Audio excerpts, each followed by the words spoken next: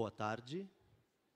Bem-vindas e bem-vindos novamente ao seminário Os Fins da Democracia. Small, I'd like to welcome you to our seminar.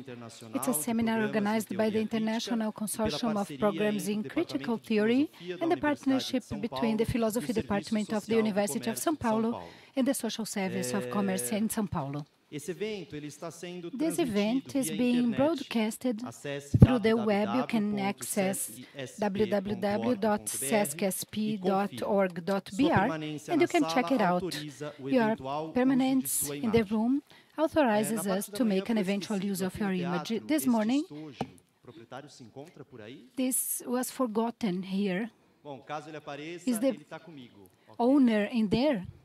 Eu te entrego. Passo a palavra então a Natália. I'd like to give the floor to Natália Brizuela. We start this afternoon's panel. I wanted to take just a moment to thank the group of extraordinary and very talented translators, most of them philosophy students, that have made possible for this event to be multilingual. And so I'm going to call out their names, and I would like to ask them to stand up so that we can give them a big round of applause. And they are Bruno Belén,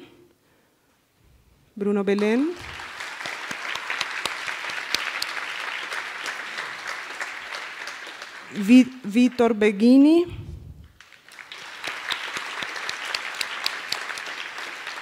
Virginia Ferreira,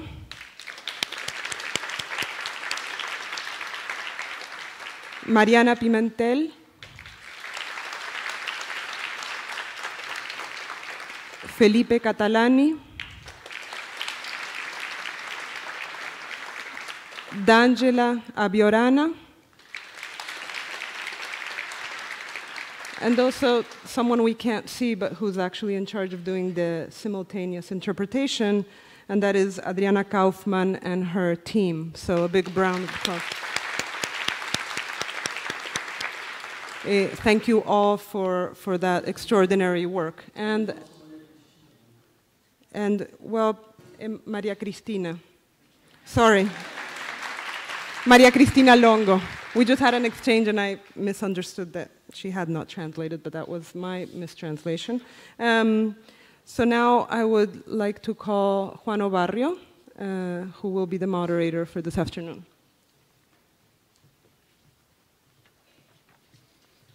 Thank you. I will introduce our very distinguished speakers for the next panel. First, we will hear from Susan Book-Morse, who is Distinguished Professor of Political Philosophy at CUNY in New York, where she's a core faculty member of the Committee on Globalization and Social Change. She is Professor Emerita in the Government Department at Cornell University. Her training is in continental theory, specifically German critical philosophy and the Frankfurt School. Her work crosses disciplines, including art history, architecture, comparative literature, cultural studies, German studies, philosophy, history, and visual culture. She is currently writing on the philosophy of history.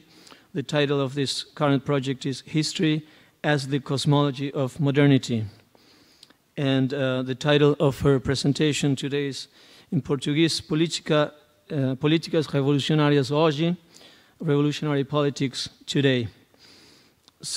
Our second speaker will be Vladimir Safatle, who is Professor and Director of Research in the Department of Philosophy and the Institute of Psychology at the Universidade de São Paulo, Brazil. He is President of the International Relations Office of the Faculty of Humanities at the University of São Paulo. He has served as visiting professor at the Université Paris 8, also at the Université de Toulouse and the Université Catholique de Louvain. And he has been fellow at the Stellenbosch Institute of Advanced Studies in South Africa and a lecturer at the Collège International de Philosophie in Paris. He is one of the coordinators of the International Society of Psychoanalysis and Philosophy, responsible for the translation of Adorno's complete works in Portuguese.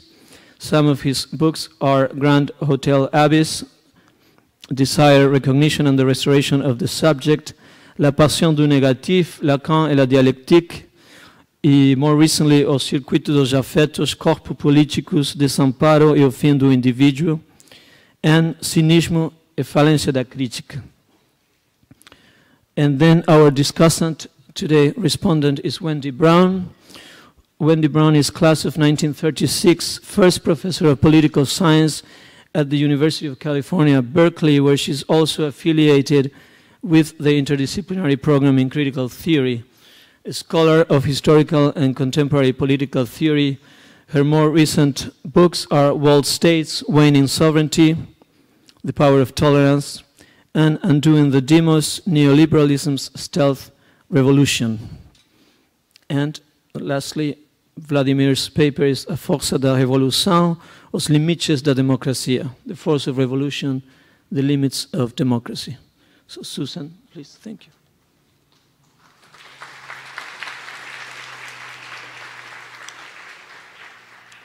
So thank you very much. It's really exciting to be here. You know, the possibility of seeing commonalities worked out in different ways and trying to understand how to put some sort of coherent politics together in localities, but also in a broader sense. And for that, I thank everyone who's already been thanked, and Judith for starting us off on this with Vladimir. The two of them, I think, were the first people to begin organizing, and then everybody else, of course, is terribly important as well. So I don't want to talk more like that because I'm a little nervous. I have to show you 100 images in 30 minutes and make a text that works with it, and that's making me a little nervous. But here, we'll begin. Okay, so that's not a good sign. This is not a good sign. Let's try. No. Okay, I was promised that it would, okay, maybe I have to do that. Okay, so I'm going to talk on revolutionary politics today, and I'm going to make some generalities that I hope will instigate discussion and dovetail nicely with Vladimir's talk. Now, the first slide I want to put on here is one that's familiar to you, I'm sure, because of the architect Oscar Niemeyer, but also familiar to me because it's down the street from where I live. So we're looking at the UN, and what I want to say with this image is that this building was built after the war in a context of the end of World War II, but also decolonialization, where the whole idea of nation states as the national world order became written in stone, so to speak. Okay, and I want to point out that the nation state is an epistemological form which captures certain realities but not others, and therefore we cannot presume it as a natural form.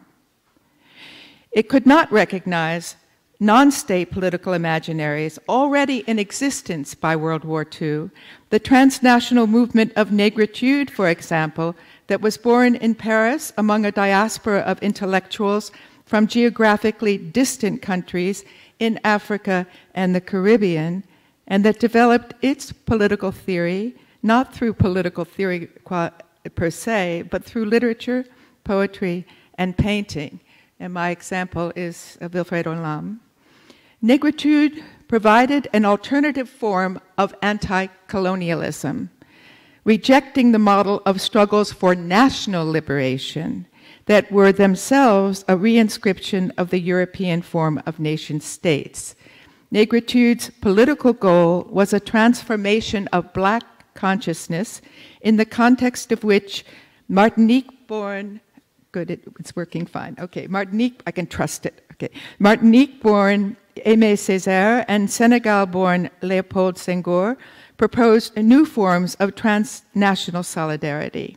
Their goal was to transform the structures of relations between former colonies and the colonizers the world over, creating a federation among diasporas of people and cultures existing within every country. So the whole idea of a kind of national belonging or national people was not in operation. And in our time of global interconnectedness and multiple diasporas, negritude's form of resistant cosmopolitanism seems strikingly relevant.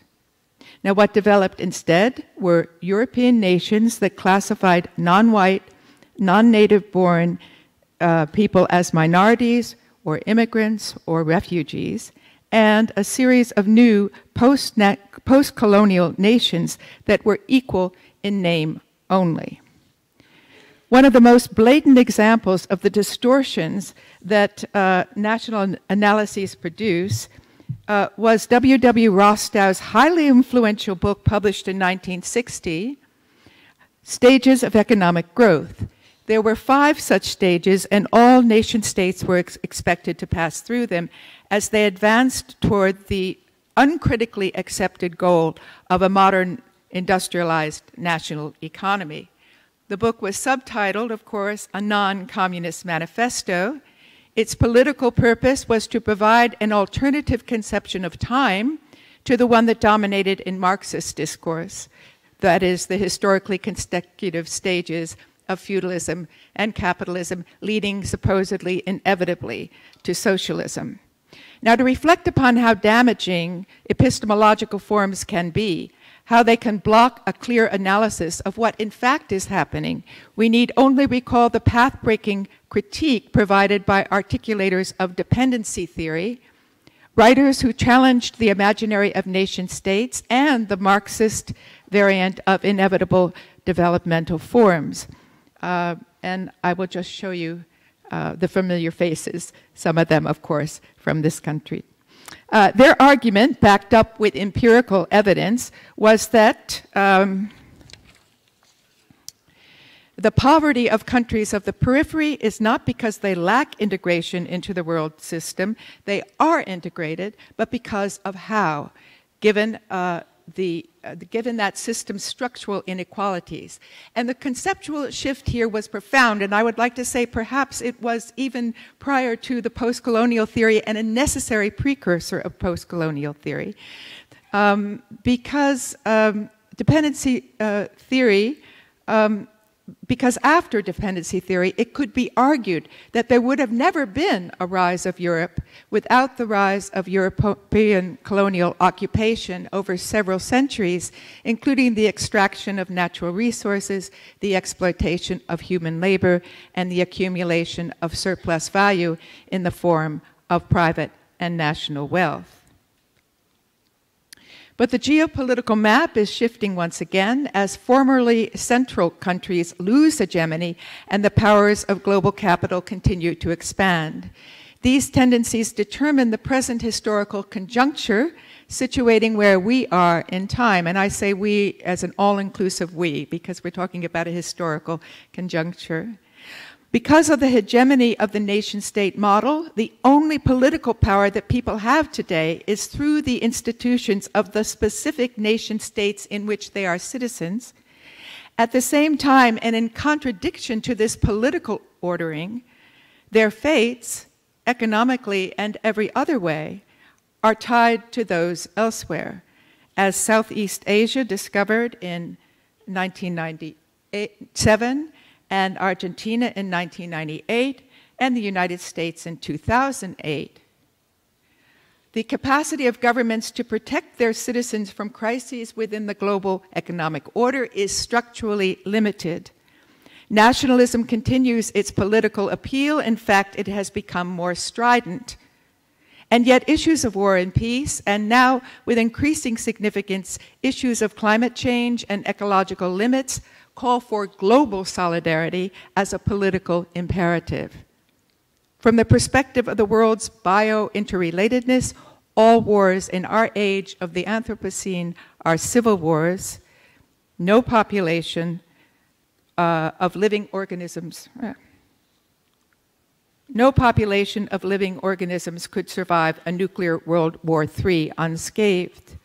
So if the contradiction, and I'm using that word which is now in controversy in this conference, if the contradiction between an all-encompassing global economy and exclusionary national politics situates us in time, what are the implications for political practice?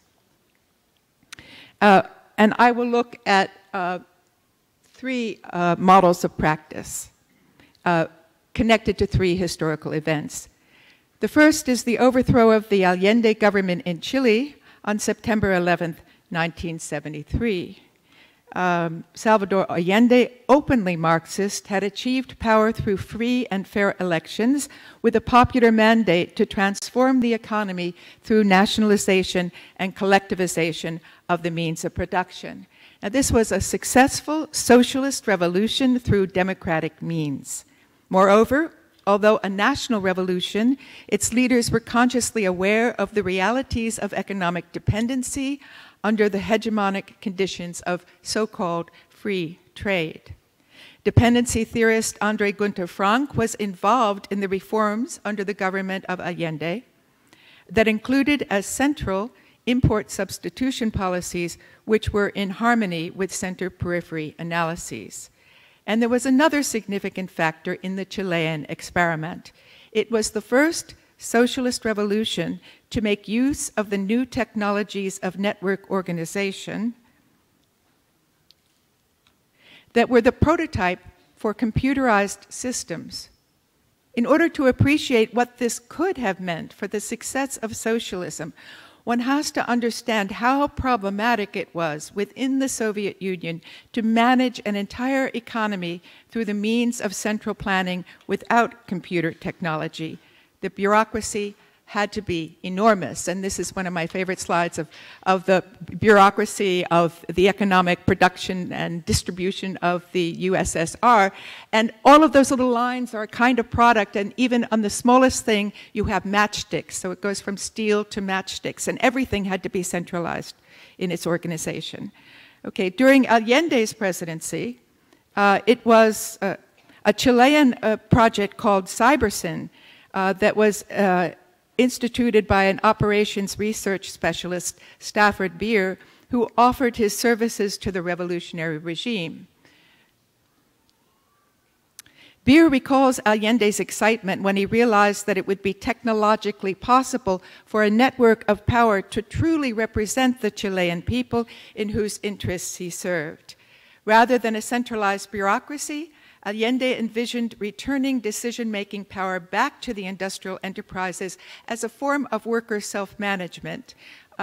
This was then the central bureaucracy where all the information came in, but it went out again to the various worker enterprises.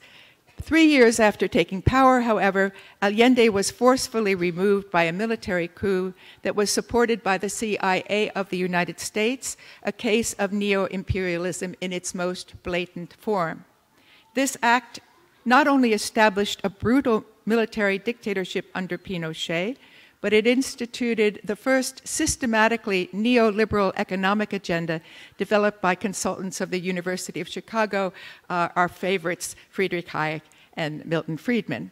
So this deadly mixture of nationalist authoritarianism on the political level and neoliberalism as an economic order would become a prototype for the future. Significantly, it was not the non-sustainability of socialist economic planning that destroyed democratically elected socialism in Chile. It was military force, domestic and foreign, that ensured the failure of the event. Now, the second historical image, or historical event, was November 1989, when the Berlin Wall was dismantled by citizen action, demonstrating that sovereign political imaginaries are often less powerful than they appear to be. And I want to underline that, because that's going to be my optimism to get us out of the pessimism of what looks right in front of us to be the case. At a time when the experts were predicting that Germany would stay divided for decades to come, people on the street challenged established wisdom and made another future possible.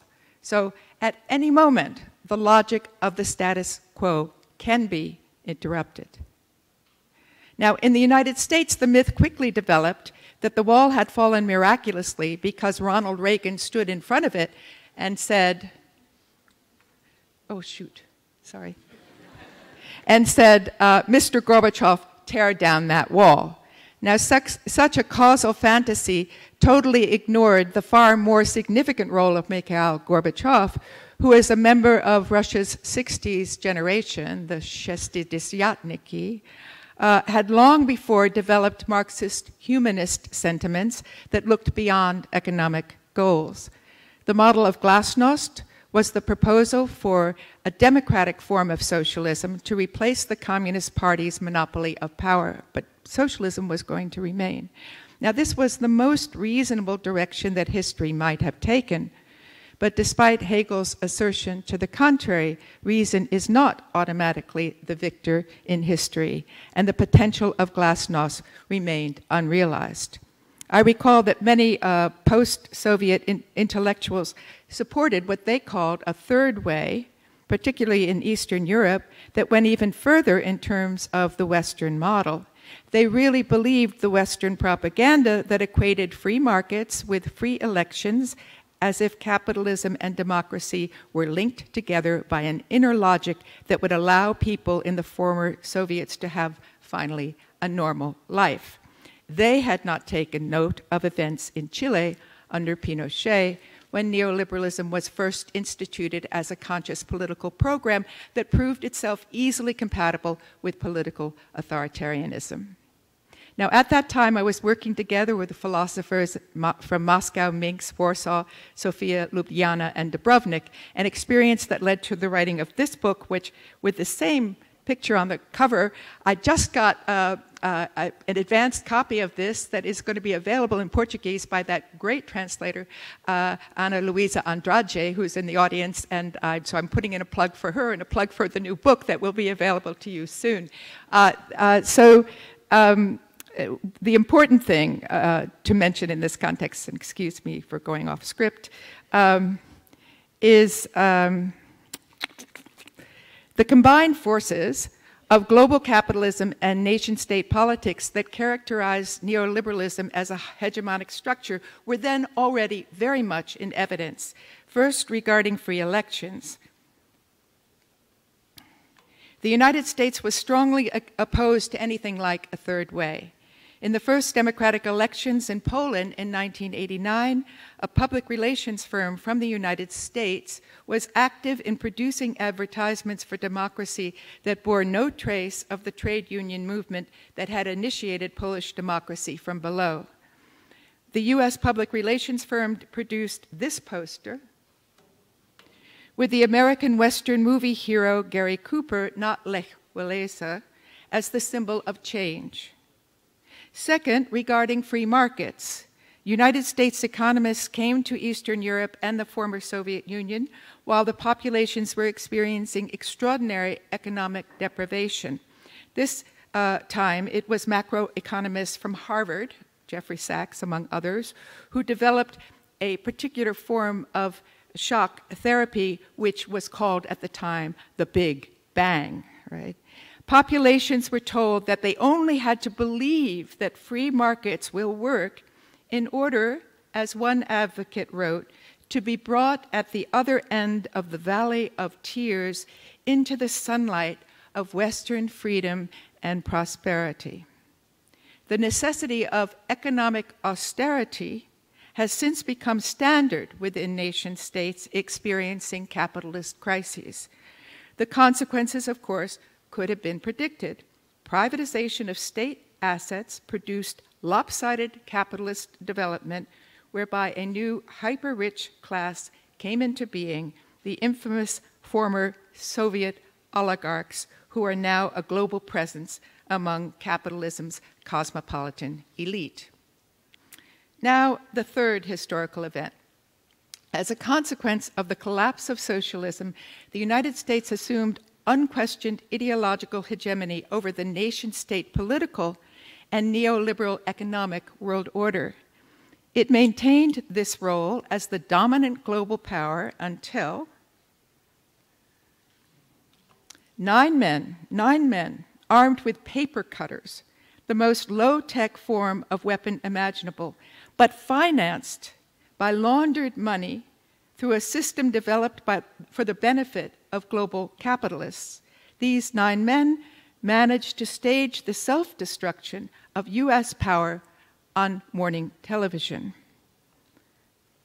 This iconoclastic act destroyed the image of US invulnerability and the icons of its power, initiating a US response of preemptive war against two nations while instigating a state of emergency at home to fight a permanent and unresolvable war on terror. Now, I want to point out that this had a very, very killing effect, as Zeynep and I were speaking about coming over on the bus, a very killing effect or chilling effect on what was, through the Porto Alegre movement, a desire for another form, an alternative form of globalization, and pushed this defensive reaction back into protecting borders and thinking of national groups as very much separate entities. And that affected the left, at least in the United States, as well as the right. So 100 years after the success of the Bolshevik Revolution, we have indeed witnessed the end of an era, but it is not capitalism that has come to an end. Rather, it is the dream shared across the Berlin Wall of harnessing the powers of industrialization to create a utopia for the masses, the East through a utopia of production, the West through a utopia of consumption. This shared dream collapsed two processes, historical progress and economic modernization, into one, and called this single historical trajectory modernity. Now, for populations who had not yet reached modernity, time itself was put to task. This was nowhere more true than in the Soviet Union. Lenin recognized, according to Marxist theory, that the socialist revolution ought not to have happened in Russia, which was far behind Europe. A certain constraint on freedom was required, he believed, in order to channel revolutionary energies into modernization. Stalin's 5-year plans were attempts to push the process forward at an ever faster pace, literally uskorenia, the acceleration of time. Soviet modernization was described as a race against time, and any political protest against the direction of modernization was not allowed because it slowed down the course of history. Stalin initiated what has been called the nationalization of time, over which he had absolute mastery to speed it up or slow it down. But speed itself, the speed of change, was itself an act of violence. Stalin put an end to the experimentation of the early Bolshevik artistic avant-garde in favor of art in direct support of the party's vanguard process in industrialization. This is Rodchenko's cover for USSR under construction. And most problematically, Soviet planning so completely conflated historical progress with the path the West was taking that there was no questioning of just what kind of modernization was progressive. This is Margaret Burke-White's photograph of this hydroelectric power dam.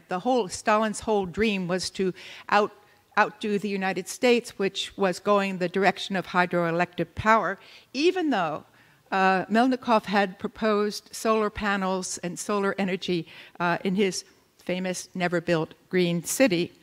So it could be indeed argued that the Soviet experiment failed because it mimicked the West, the models of the West and Western capitalism too faithfully. In retrospect, one can only imagine how far ahead the Soviet Union would have been today if it had chosen to develop alternative forms of modernization, not those that have led to the ecological disasters and global warming that are so threatening to the planet of our time. And this will be familiar.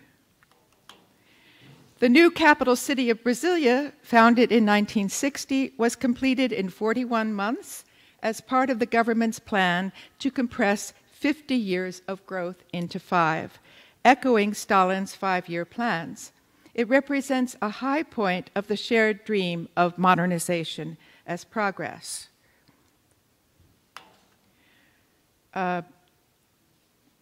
This photo is of the polluted bay waters of Guanabara, teeming with dead fish, the site of the 2016 Olympics in Rio de Janeiro. So we need not lament the passing of the dream worlds of modernity. They were dismissive of non-European civilizations and often at least implicitly racist.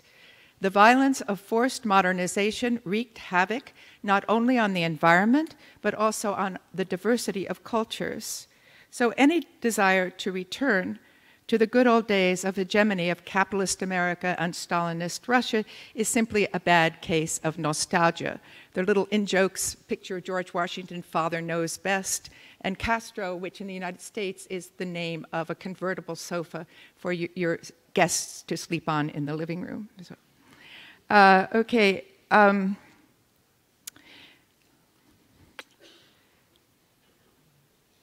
the same time, it cannot be denied that the idea of modernity had enormous power.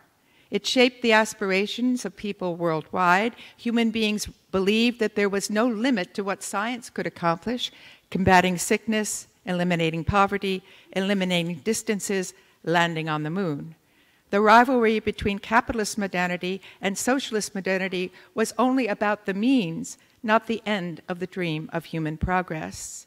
In that sense, modernity could lay legitimate claim to universality as its goal, but here is the irony of history. The hegemony of the United States was dependent on its national dominance in the world economy and global leadership in the path of modernization, and the very success of global capitalism has now turned against that nation which most effectively spread its influence worldwide. Enter Donald Trump. Every one of the means that the United States has used against others during its years of hegemony is now being introduced at home. When it comes to the distortions in power caused by neoliberalism, we in the United States are now catching up with the rest of the world. First, consider the election process itself. Without doubt, the Russian government interfered with the 2016 Democratic elections in the United States, favoring Trump over Hillary Clinton. While I am not happy with the outcome, but one can hardly cry unfair. When the CIA, since its founding in 1947, has consistently interfered with democratic outcomes in elections abroad, not only in Chile, not only in Poland, not only in Brazil, 1962 to 64, facilitating the military dictatorship, but also disastrously in 1953 when it orchestrated the overthrow of Mossadeg's democratically elected government in Iran. We in the United States are experiencing the loss of control over our national economy due to its integration into the global economy, echoing what so many other countries have already experienced. And that, of course, is that loss of control motivated many working class people to vote for Trump. But Trump's promises are in direct contrast to his personal economic situation, and he knows it. So let's not, he's not a populist leader, he's a fake populist leader. His own global network of business connections makes it clear that building a protective wall around the US economy is a fantasy, and as I say, he knows it. Authoritarian national regimes within a hyper-neoliberal system of capitalism are a danger to global peace that must be taken seriously. It is why I remain convinced that the only possible resistance to both must be devoted to a global humanity and even a global political action in the most inclusive understanding of the term. Whereas the corporate director of General Motors, whoops, I'm sorry, I should have done this one. It's Trump's global interconnections, and it's the whole point of his being really, really dishonest when he says we can isolate the US economy. So this is where I wanted to be. Whereas the corporate director of General Motors could say in the 1950s with reason that what's good for General Motors is good for the USA, today, when right-wing populist Donald Trump says he is going to make America great again, what that slogan in fact implies, and this I think is extremely alarming, but we haven't brought it up for discussion, is turning the government itself into a corporation. This is a hostile takeover by corporate capitalism of a democratically constituted state. Under cover of anti-bureaucratic reform, federal government programs are to be either destroyed outright or their activities will be outsourced to private companies and federal policies will be judged by market values. Of course, this ignores the very raison d'etre of the federal bureaucracy that has expanded because of increasing imperatives to control capitalist enterprises, not to become one. Now, Trump's son-in-law, Jared Kushner, he's in the background here, and I'll show you a nice close-up. Kushner was brought into the White House with an office that had as a title the office of whatever, I can't read it, some kind of opportunity, right? And the whole idea was to run the United States like an American company, and he has this phrase, our hope is that we can achieve success and efficiencies for our customers who are the citizens. So the word citizen itself is going to disappear, and we are going to be treated like customers. Interestingly, however, there is a precedent even for that. In the 1980s, the Prime Minister of Malaysia, Mahathir Mohamad, proposed explicitly that the model for his country's government should be that of a corporation called Malaysia Incorporated, right? It was the name for national unity, trade unions were to be sidelined, and public industries underwent privatization. The same approach was taken by the government of Thailand, which is still a monarchy, but it was under Prime Minister Thaksin Shinawatra. He wanted, this is just a quotation from him, a company is a country is a company. So let's go back again to what has now hit the United States. I think this is a change in discourse that might merit some concern. And particularly at a time when, and I think the Spanish translation of customer here is client, which is problematic because capitalism itself, under the financial model, has undergone a transformation so that customers are not important. What you gear your company for is investors.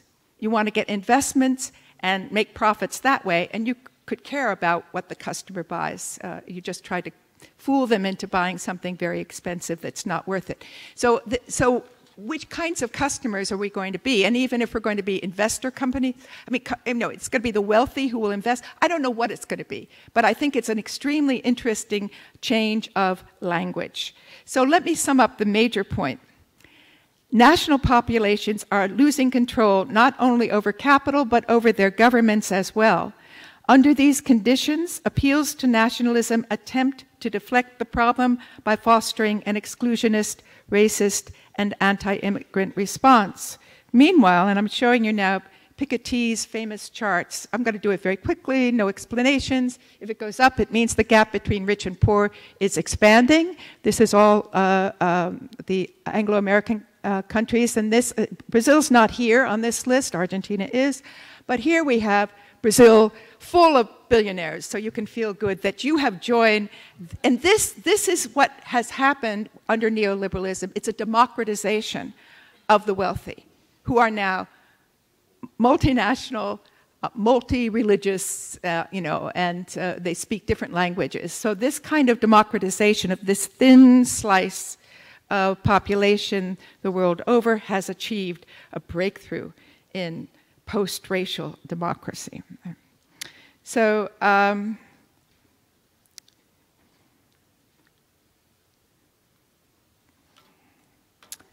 but capitalism on its own cannot be relied upon for the organization of a good society. As we see in the failures of the European Union, market forces do not by themselves produce a social bond. In fact, they are producing a backlash of right-wing anti-democratic populism. The global dominance of the profit motive is not good for people or for any living thing. And so we still need a revolution, lots of them. But how will the idea of revolution survive the passing of the modernity to which it has owed its political life? That's a big question. I'm going to handle it in 5 minutes. First, and just in a very programmatic way, the nation is the place of citizen power, but not itself the revolutionary goal. I'm not a proponent of left nationalism, which is a word that is being spoken about in certain intellectual circles in the United States today. 2, Marxist revolutions have not happened in advanced economies, but rather in Russia, China, Cuba. And this means that there is no blueprint of history, no metaphysics of revolution that justifies a party dictatorship. The shaping of revolutionary transformation is a collective task, which is another way of saying that democracy matters from the beginning of the process. Collective creativity that imagines new forms of social life is not a luxury of revolutionary change, but a vital part of the process. So, So revolutionary practice is a laboratory, experimentation, not vanguardism. This is one of my favorite. The early experiments that were cut off by the political leaders continue to inspire revolutionary imagination today. These are actually from the book that is going to be available in Portuguese. This is a wonderful choo-choo train, now a teapot designed by Malevich. This is Altman's street demonstrations, which have the new geometric forms put right onto the street. This is Lissitzky's wonderful story of 2 squares that come from outer space someplace and land on the world and see it destroyed, but then build this wonderful new utopia. That's for children. And these were into everyday life. The whole idea is you bring the revolutionary forms into everyday life, so you care about bringing people along. This is the prolet cult train. In Russia, where I've just been, it's Bogdanov who led the prolet cult movement, who is now being remembered by the left perhaps more strongly than Lenin. This is folding furniture. This is the idea of Rodchenko that furniture and objects are not commodities in the capitalist sense, but tavarishi, comrades, that fold and you can take them with you and move around, and they're very adaptable and ergonomically friendly. And this is a wonderful Rodchenko again, Tatlin, I'm sorry, making this. This design for a jacket, an everyday jacket, that then if you open the newspaper, the pieces for the design are there. You can cut them out, put them on material. And this is wonderful. Who knew why this was the important way to make chairs until you sit in one, because they had a redo in MoMA. And then you go like this and you realize it's just right for holding a newspaper. So this was the design. This is the idea of changing the nature of production, not to make profits, but to actually fulfill social needs. This one is amazing, amazing. If we only thought of Marx this way, it might be a good thing. And actually this was never built. Instead we have the Victorian Marx. But this is interesting as an inspiration. Okay, so, oh yeah, very important, very important. Historical development is not automatically progress. That is what we have learned from the last century. During the Occupy movements in 2012 that were inspired by the movements of the Indignados and the Arab Spring, Walter Benjamin's famous words were cited repeatedly as a form of revolutionary graffiti. Revolutions are not locomotives, they're the riding of humanity in the train, reaching for the emergency brake. And here's my example. A lot of pictures of emergency brakes started floating around during this period. And it was an acknowledgement that this idea of history as progress and revolution as going in that direction, that idea was no longer valid.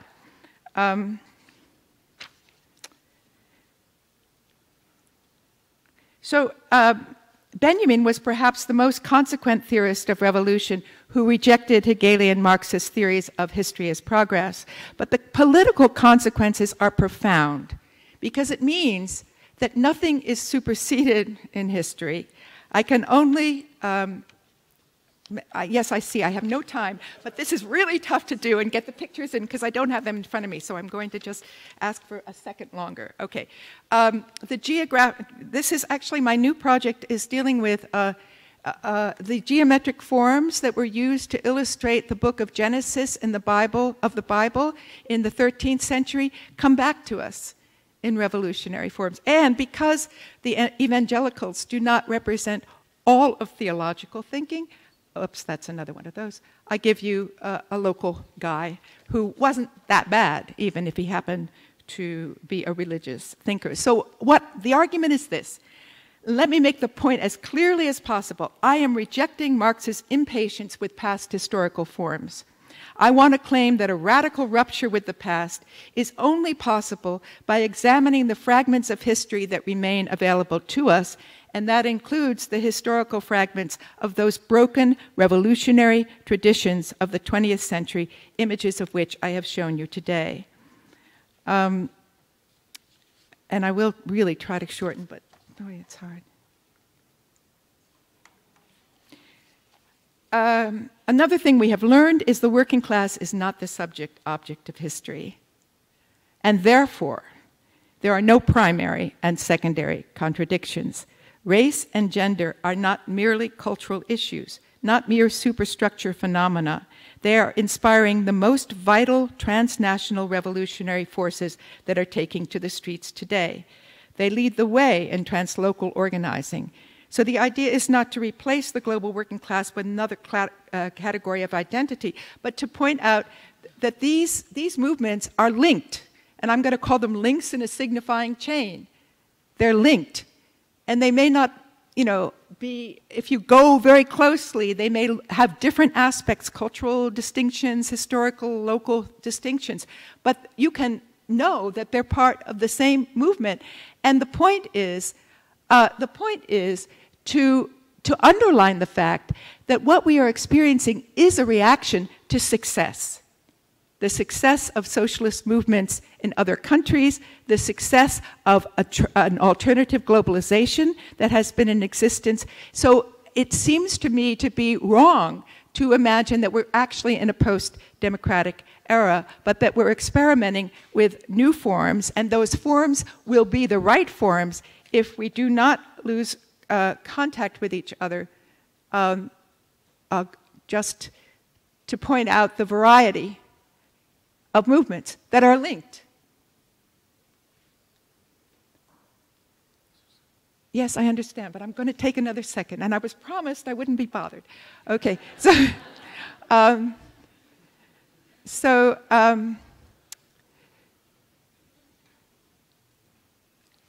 these links came out during the Occupy movements. So you have, I think we should be doing more of this. We should be having visible solidarity demonstrations with people elsewhere.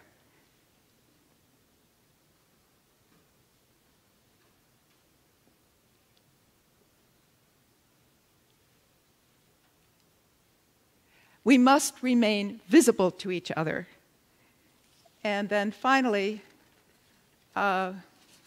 whatever it says there, I can't read it without my glasses. But so let's just end with this. The way to prevent an end of democracy is to make democracy the means. Thank you very much.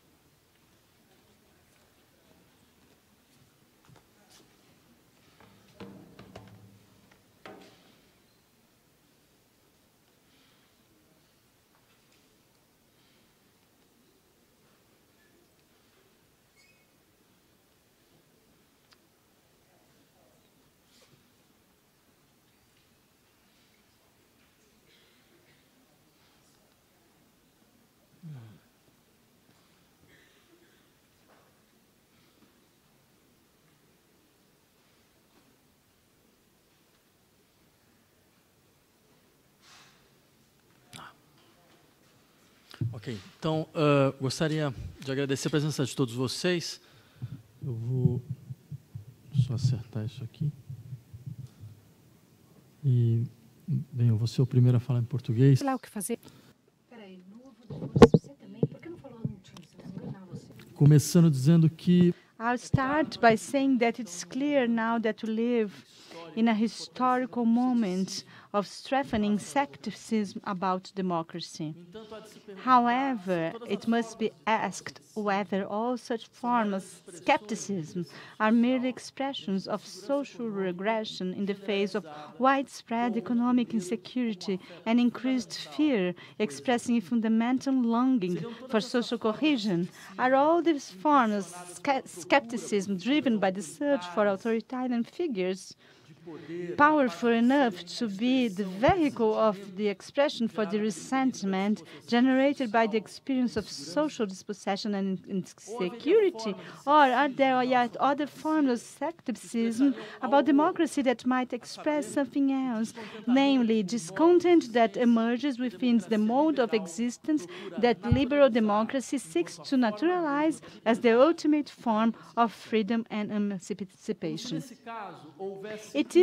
If this later case is the case, then we are encountering a malaise linked to a kind of immanent paradox of democracy. This is a proper paradox to a liberal democratic discourse that promises to carry out social freedom at the same time that prevents its expression. It should be noted that it's not only a question of affirming that liberal democracy, as we know it, serves for the preservation of the hegemonic sectors of the economy for whom its promises of equality could never be realized. It is as if a greater regulation of economic agents and an effective policy of redistribution could finally guarantee the conditions of social freedom and development of singularities.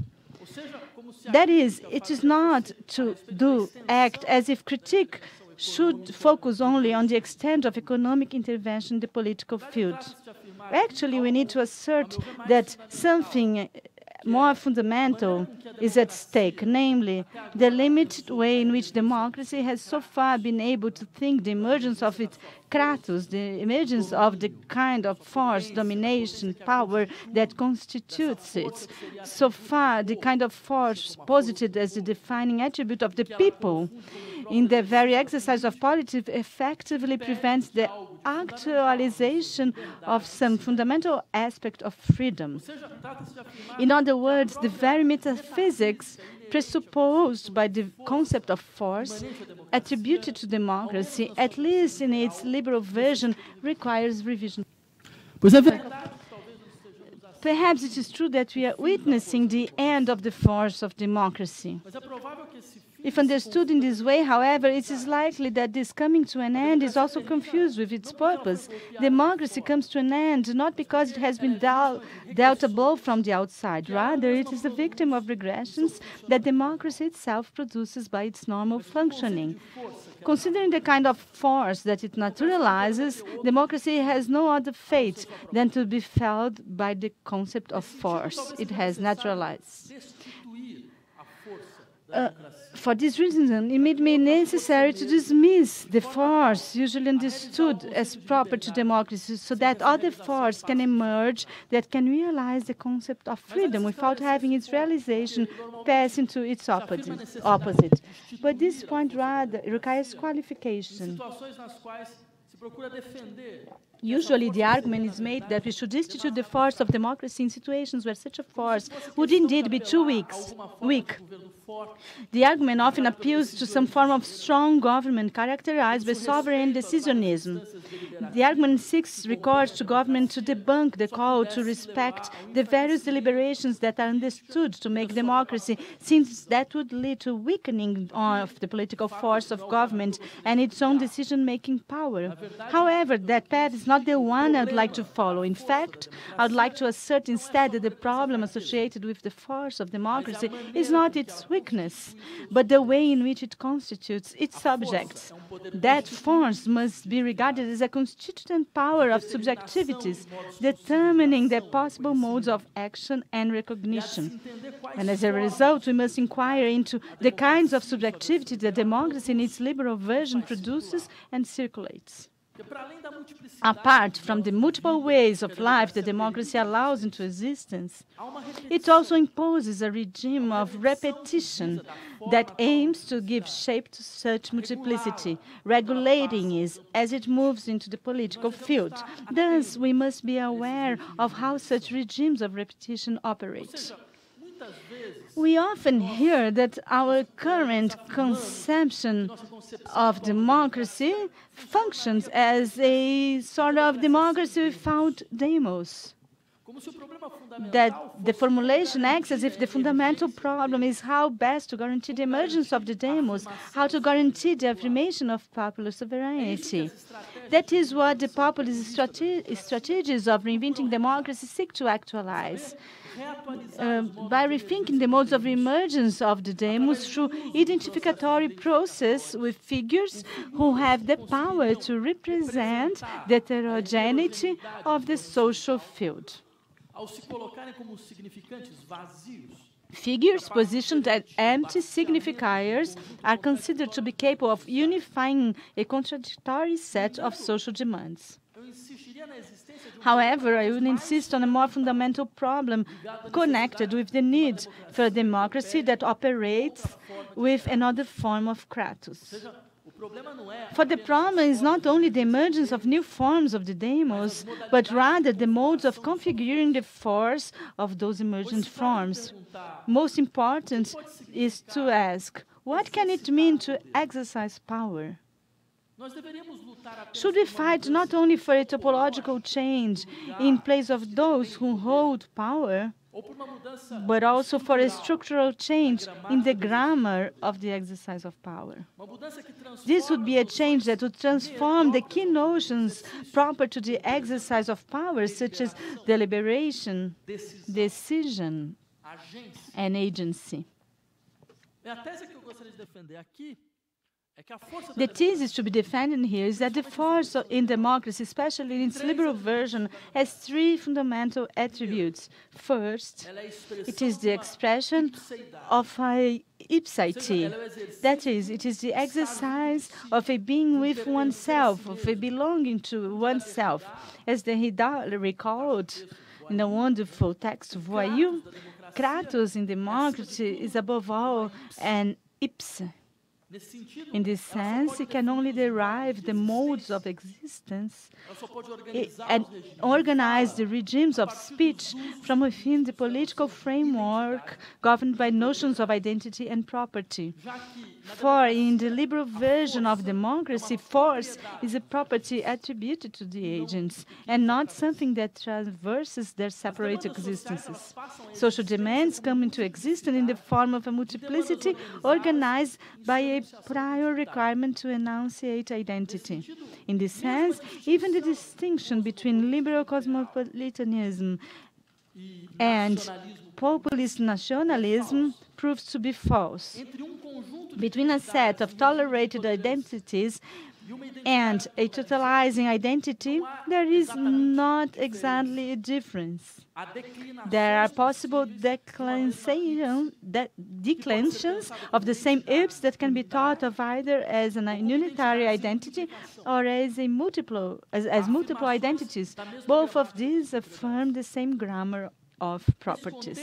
In this context, freedom appears as to be under the jurisdiction of oneself, belonging to oneself, conceived as an autonomy modeled on mastery.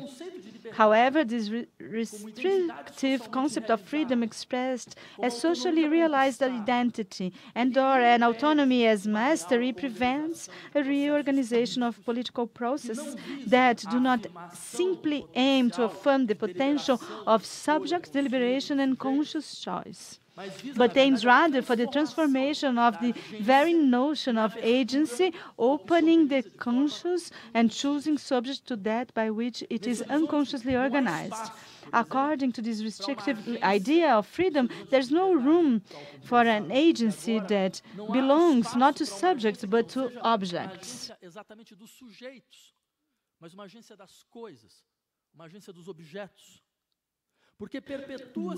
This view perpetuates the modern dogma that holds that the only way to recognize agency of objects is through the themes of fetishism and alienation. Seria através das temáticas do fetichismo, da alienação e da reificação. Any external causality determining the action of the subject is seen as alienation, to be fight, to be struggled. Tomorrow, I believe that we're going to have a lecture that I think we're going to address those questions as well. This is a way, I would say, of restricting what freedom means to the notion that one is the owner of oneself. And it is this view of freedom that actually prevents the emergence of a community of free subjects as well as of free things, which is the only social realization that is effective of the concept of freedom. Freedom as a social relation in which peoples and things are free and not submitted to ownership, functions, and unidimensionality. Secondly, I want to insist that the kratos of democracy, it is a force that expresses as plasticity of representation. Representation is the grammar that defines the mode of existence of identities within democracy and serves as the general device for organizing the field of the common. In this sense, even what happens in anti-institutional and anti-state spheres, it tends to take form as a representation, since in democracy only what can be represented can be said to exist. Let us insist further on this point. One of the major ideas of modern politics is the notion of representation. We have learned to understand political space as a space of conflicts organized from the specific dynamics that constitute actors. This dynamic would necessarily be linked to the processes of representation. Thus, politics include only those who submit to representation, that is, those who represent something, who speak in the name of a place they represent, be it a group, a sector of interest, a party, an association, a gender. Briefly, the central assumption here is that a multiplicity does not present itself immediately, but can only exist as something represented. Well, several consequences follow from this presupposition. For example, according to this vision of democracy, a plural society would be the one that would allow for the emergence of several representatives and representations at the same time. The more diverse the representations, the more plural the society is. However, diverse representations may be, they must share some things in common. After all, representation has its rules, its modes of counting, its grammar, its agreements. Accepting that grammar means accepting in advance how the struggles will take place in what space and how the conflicts will be resolved. In this sense, I would say to exist politically is, at least for such a way of thinking, to accept the requirement to submit to these rules, these modes of countings, this grammar and agreements. It is this form of submission that we usually call democracy. Finally, the kratos of liberal democracy is a force inseparable from the internationalization of its own suspension. For the normal functioning of liberal democracy requires that the force of the demos be restricted to electoral spaces mainly, while multiple spheres such as the economic relations between classes, labor relations, gender and racial relations, as well as the uses of force in exceptional situations of insecurity, are all managed through violence and anomie. the achievements of social struggles to effect changes in the legal order with the aim of defending vulnerable classes are, in the liberal democracy, fragile, provisional, and extremely limited in scope. Democracy is not the regime that guarantees the integrity of subjects through the exercise of the law.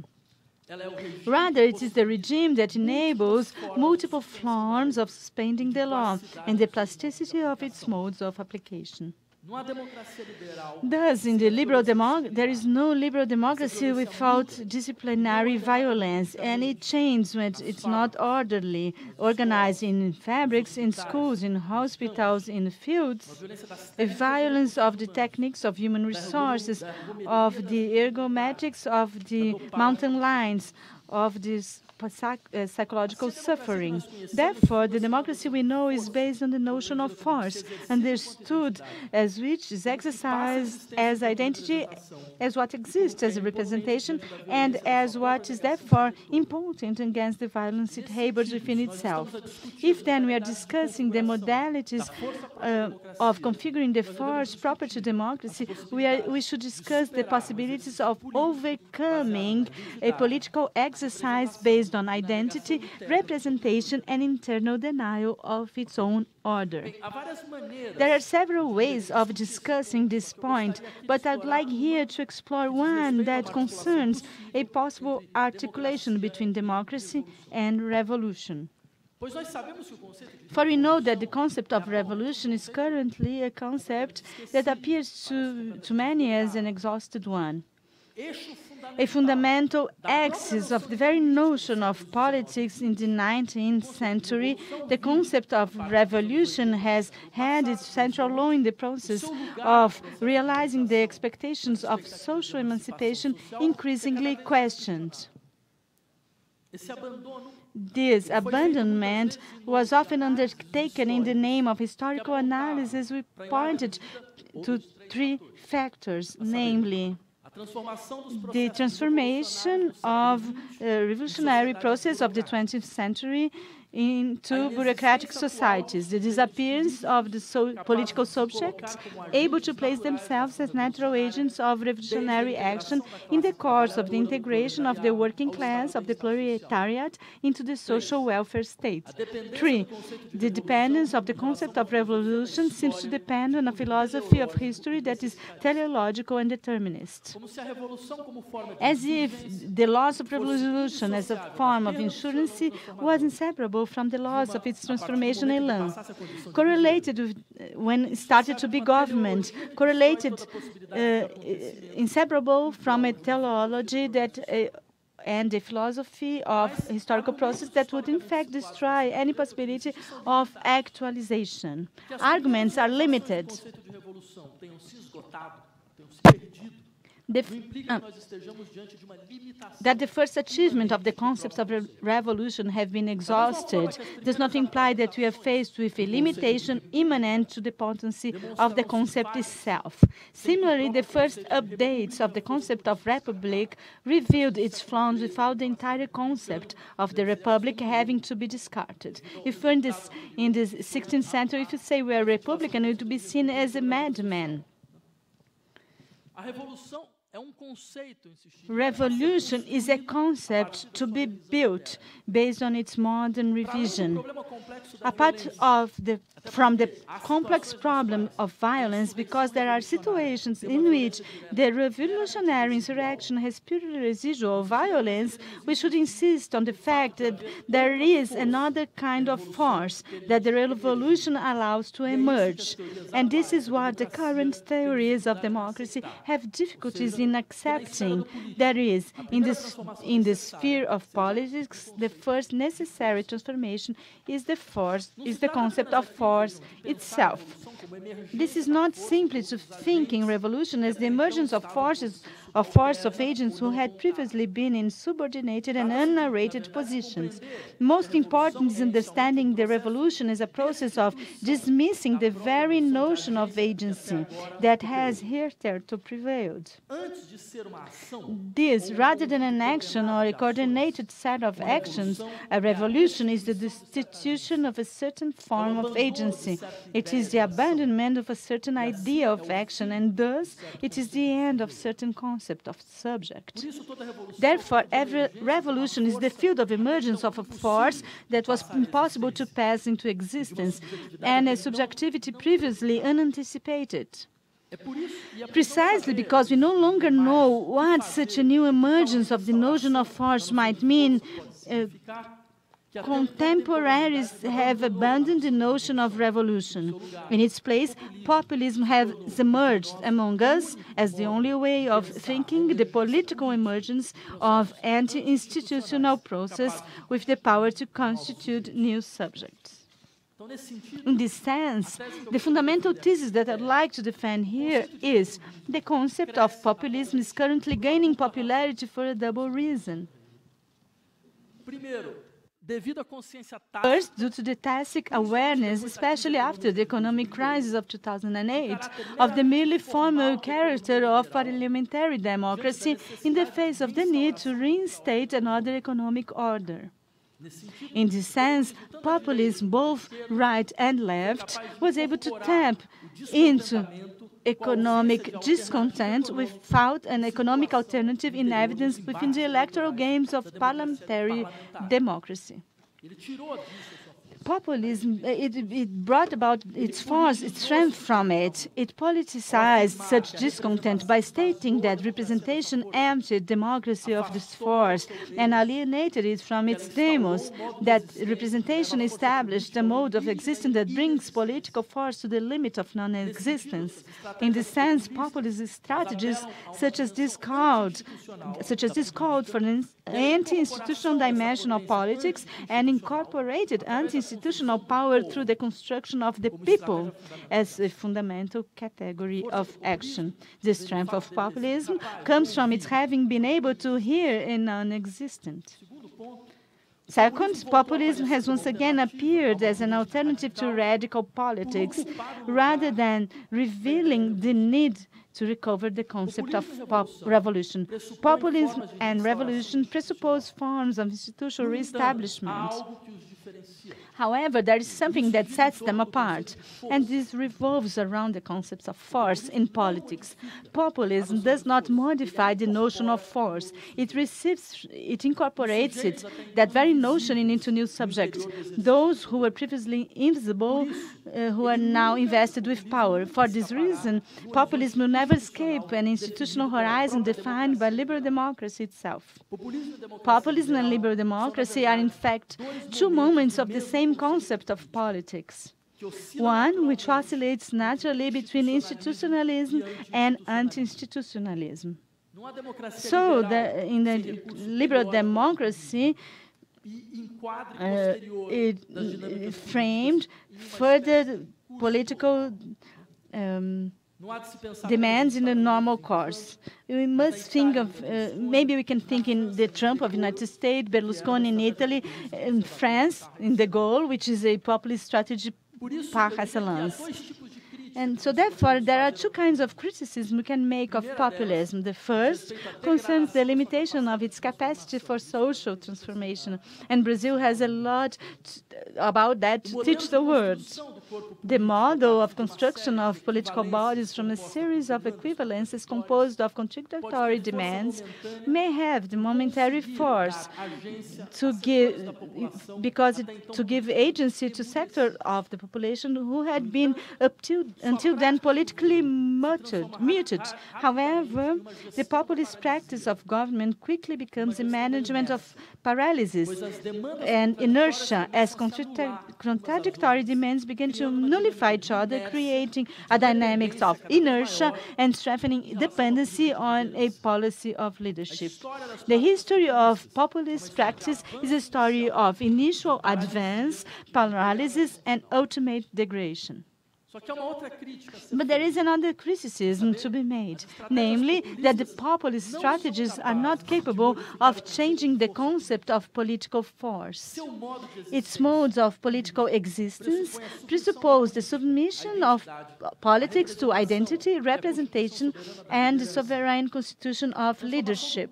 The transformation of the people into fundamental political category, both for emergent processes and for government processes, is inseparable from the elevation of immunization practices and the strengthening of identity in central political strategies. It could not be different, since the concept of people is a national concept, and therefore the expression of the consolidation of the nation-state. Even the multiple subjects who made social demands that are organized within the populist system of equivalence do not modify their identities in the emergence populist process. Peoples bring a risk territorially to defend oneself from. Even, again, the multiple subjects who make social demands that are organized within the populist system of equivalence do not modify their identities in the emergence populist processes. There is no transformation in the subject of enunciation. They consolidate their places and negotiate politically from their supposed identities and their represented interests. Therefore, I'm not seeking fully to dismiss the populist strategy of reconstituting democracy through the emergence of the demos, because I think it is a possible provisory use of that. But I'd like to insist on the limits, on its limits, and in the face of these limits, point to the contemporary need to revise the concept of revolution. However, understanding this point requires answering a question that is only apparently simple, namely, what should we understand today by revolution? Bem, vejam. See, Jacques Lacan insisted that revolution normally means, as you know about the astronomical movements, returning to the same place. In commenting on the Copernican revolution, so used as a metaphor for the epistemic change in philosophy, Kant, and criticism as a Copernican revolution, Lacan wondered, what is revolutionary about the recentering of the solar world around the sun? This is a way of affirming that there was no change through the preservation of the hierarchy, the unity and the centrality that the notion of spherical movement as a perfect celestial form represented. The true revolution found itself, at least in astronomy, in other place, in the advent of the elliptical movement proposed by Kepler, or the notion of two centers as a form of the celestial movements. From this perspective, revolution, if it does not return to the same place, would be inseparable from a change in the structure of knowledge, not only the sites each element occupies within a given structure, not only as the bearers of knowledge and power, but in the very meaning of what knowledge and power mean and what they have produced up to now. If the withdrawal of Earth from the center of the system and the ascendancy of the Sun to that center was not exactly a revolution, it was because revolution could not be thought of as a topological change, only as a global reinstatement of modes of existence. This global reinstatement of modes of existence points to the actual axis of revolution. Lacan was sensitive to the fact that living in a universe that is no longer ordered by the symmetry and balance of spherical forms implied establishing another grammar of social life. But to speak another grammar of social life only becomes possible once we accept that a revolution follows from the quest to achieve concepts of justice and redistribution, made impossible by the system of circulation of wealth immanent to the hegemonic modes of social reproduction. The revolution is not the necessary outcome of a structural crisis. In that way, that Marxism spoke of crisis of overproduction or of a tendency for the rate of profits to fall due to the modification of the organic composition of capital. Schumpeter insisted that processes of crisis were absorbed as dynamics of creative destruction by capitalism itself. This is its normal mode of operation. In fact, for a revolution to take place, it is not enough for crisis to occur. It is necessary for subjects to undergo a process of transformation. What is necessary is a process of transformation of subjects which begins through what we can call a disidentification, a generalized social disidentification. Something structurally distinct from populism, which is above all a politics of identifications, the strengthening of a force of mobilization and insurgency of identifications. This is an essential issue. In what conditions this generalized identification mode in the socio-political can occur? It is not enough to talk about the conditions of uncounting or non-existing as a recognized subject. The awareness of my political inexistence does not necessarily lead to a generalized identification. It may lead us to a greater dependence of socially established identification figures, as if my social inexistence could be overcome. I could accept better these socially represented systems. So the idea of internalizing social values would be improved. Social inexistence can be imprisoned by a discourse of order and restoration. In this sense, let us remember there is only disidentification where there is the transforming power of helplessness. We know how political dynamics respond to specific circuits of affection. It is evident how current forms of proto-fascist populism mobilize fear and resentment as central political effects, restoring a logic of constitution that orders political bodies and consolidates sovereign power. This takes place through the management of a social space, through the instrumentalization of insecurity. Fear, as well as hope, another essential aspect of populism, are strong in the process of identification. However, under the regime of disidentification, subjects abandoned the authority figures that would otherwise constitute them within a social network of desires. Such a movement could not be produced without an affirmation of this helplessness towards the modes of subsistence organized as knowledge that appear as necessity and causality. In this way, there is a collapse of language that is of its capacity to determine experience. Yet, this is not the consequence, but the primary cause of every revolutionary process. In a way, for a revolution to take place, it is initially necessary for language to collapse. And such a collapse of language is the most extreme version of structural disidentification. A true revolutionary praxis begins by leading language into its own collapse, confronting and probing its point of collapse until it confesses its own impotence and leads the subjects to desert that territory of language. Without that, well, we should keep this problem in mind. Perhaps I should end here. It's not without relevance to recall a discussion of the relationship between language and revolution involving an unexpected figure, namely Joseph Stalin. At the end of the 40s, Stalin decided to intervene in a linguistic debate about whether or not language should be regarded as part of a superstructure. He took a position against that proposition, arguing that language could not be changed simply by modifying the relations of production. I apologize, I will quote Stalin now. I never thought I would do that. The quote is, what could be the need for such a linguistic revolution if we demonstrate the existing language and its structure are fundamentally suited to the needs of the new system? The old superstructure can and should be destroyed and replaced by a new one in the course of a few years, in order to give free passage to the development of the new productive forces of society. How could an existing language be destroyed and a new one constructed in its place in the course of a few years without causing anarchy in social life and without creating the threat of disintegration of society? Who but that Don Quixote would give himself to such a task?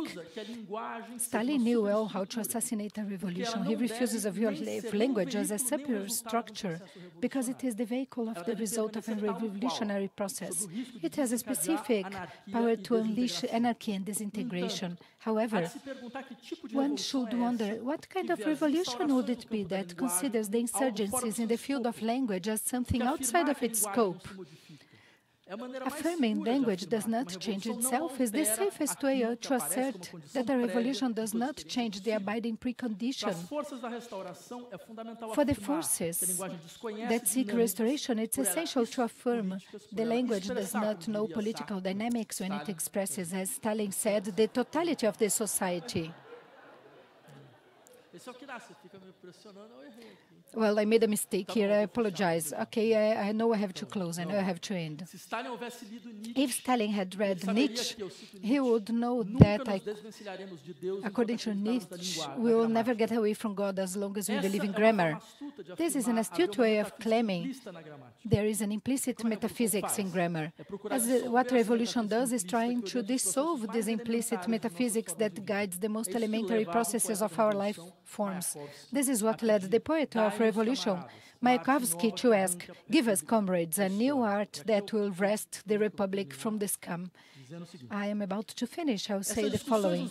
These discussions help us to understand the transformation in the notion of force presupposed by democracy. Consider the three suggested points to understand what force means in democracy. If the first characteristic was linked to the exercise of ipseity, exercising the capacity to be oneself, the political action proper to this version will always be thought as the affirmation of what is my own, what is my attribute or the attribute or the collective to which I belong. What if a revolution put us before something like an improper force that sets us adrift? This is an anti-Leninist proposition par excellence. A revolution does not project, it drifts. Knowing how to sustain revolution as a drift has always been the most frightening of all challenges. As soon as a revolution occurs, there are always those who will say it's necessary to save it, to prevent it from being betrayed. Typically, what is done is designing modes of organizing mobilization and insurgency. Since the modes of organizing and mobilization derive from the paradigm of war, since revolution depends on a concept of implicit civil war, it's inevitable that government becomes the continuation of the war by other means, as we have seen in revolutionary experiments of the 20th century. This war will feed on the perpetuation of old enemies and production of new enemies. Freud asked, what will the Bolsheviks do when they eliminate the last bourgeois? But those who talk about emergence do not talk about government, abandoning the paradigm of war to let emerge the discontrol paradigm, the figure of a discontrolled society. If revolution wants to be a relevant political concept, can only aim to a discontrolled political society. Societies always knew submission and domination, and control presupposes the opening of fields in which a common force appears as a generic potential, implicit in decisions taken at any point. The implication of such a common force shows how any and every voice from any and every place can speak in the name of a supposed universality. It requires a transformation of economic structure, such as the end of the subjection of activity to the form of labor tied to value, a subjective transformation of the actors, and circulation of another language, that of expropriation. The force of a revolution opens us to the possibility of actions without the presupposition that there are agents with interests. the integration of what has hitherto been understood as non-human, as a thing. Let us remember the young Marx talking about a multilateral connection to nature that could free nature from its reduction to mere object, opening social experience to a different dialect between nature and history. The French Revolution brought the recomposition of relations between reason and madness, even the possibility of a racial difference that could make the Sphinx that were the Haitian slaves, the ones who truly enunciated the revolutionary ideals. Let us recall the Russian Revolution. It came to discuss the abolition of marriage as a way of opening up social life to the plasticity of relations. I know these statements may sound too generic. I would argue this is not a defect. Adorno, who never abandoned the centrality of the concept of revolution, recalled the anticipation of the form of the reconciled society is an attempt at reconciliation.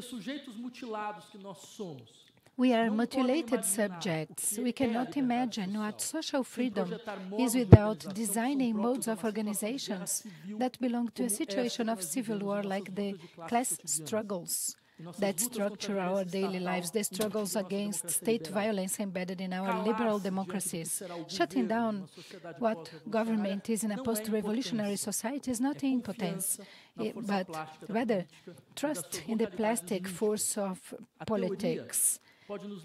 Theory may lead us to believe that we have the desire and ability to do more than we have done so far, but it cannot anticipate the unpredictable, that for which no projection is possible. For theory, in truth, can only rely on what emancipated practice in its local contexts can produce.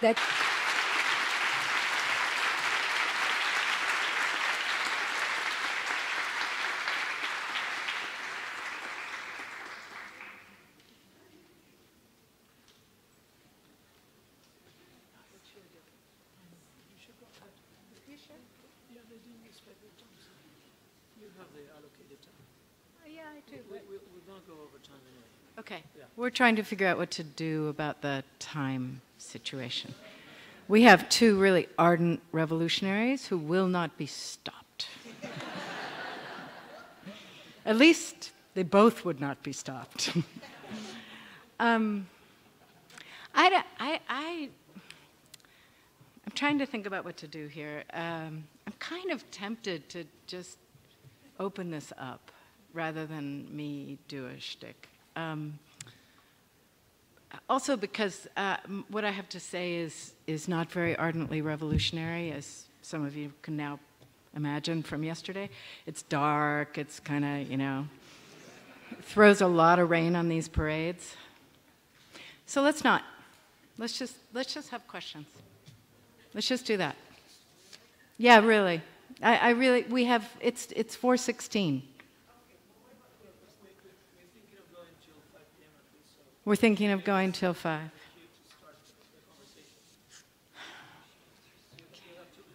I have 2 minutes? Okay.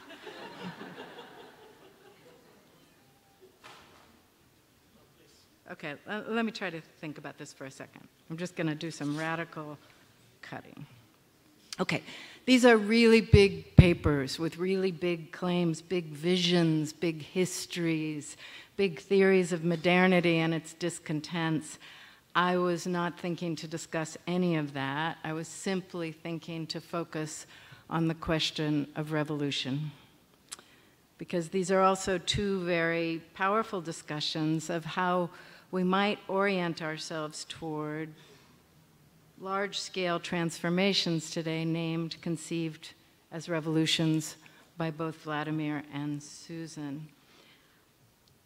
Both implicitly take our times to be, if not ripe, at least available for revolution. So both take seriously the intellectual task of rethinking revolution, especially rethinking it vis-a-vis its most famous and infamous 20th century form, the Bolshevik form. Now, my own feeling about the available political possibilities today don't include revolution. And that's not because I'm not an admirer of them and that I don't wish we could have the one that would bring about a sustainable, reasonable, peaceful, egalitarian, emancipated world. I want that as much as anyone else. But I'll just say briefly what worries me. The kinds of violence that existing states monopolize and that are also increasingly wielded by non-state reactionary forces, ranging from narco-traffickers and gangs to ISIS. The problem of trying to enact not just global transformations, but democracy and equality in a global form. Above all, my worry is that prospects of revolution today come more from the right than the left. I'm not going to specify all of that. And then there's Mike Davis's reminder. As he puts it, talking about the global slums where 1 out of 8 human beings now live. There, Marx has yielded to Mohammed and the Holy Ghost, by which he means not the specter of communism, but evangelical Christianity is everywhere on the rise in such places, complementing the right-wing zeal erupting in the metropole. And above all, there's the problem of the object of overthrow today, which is not bosses and tangible owners of capital that are visible, if not in factories, at least in the offices behind them. Rather, today, increasingly, as we have all said now for a day and a half, the object of overthrow is condensed as finance capital, which knows no country, needs no army, subtends every state, and the question is, how exactly does a revolutionary population, if there even was one, bring that down? Now, all this said, obviously both liberal democracy and capitalism are in crisis, and there's opportunity in crisis, opportunity that has spurred the right in ways that I'm not going to specify, but also the left in ways that Susan gave us many images of, generating horizontalist, anarchist, multitudinous, radical democratic, and socialist opposition. So there is some reason to think about radical, if not revolutionary, transformation of the global order. Let me say a couple of things about Vladimir's work, and then just a couple of things about Susan, and I'll stop. So Vladimir sees this crisis of liberal democracy and capitalism today as having produced mostly populism, a rebellion inside the form of liberal democracy. He regards populism as reiterating the limits of liberal democracy, constituting its subjects in the same way, captured by notions of identity, representation, sovereign constitutionalism.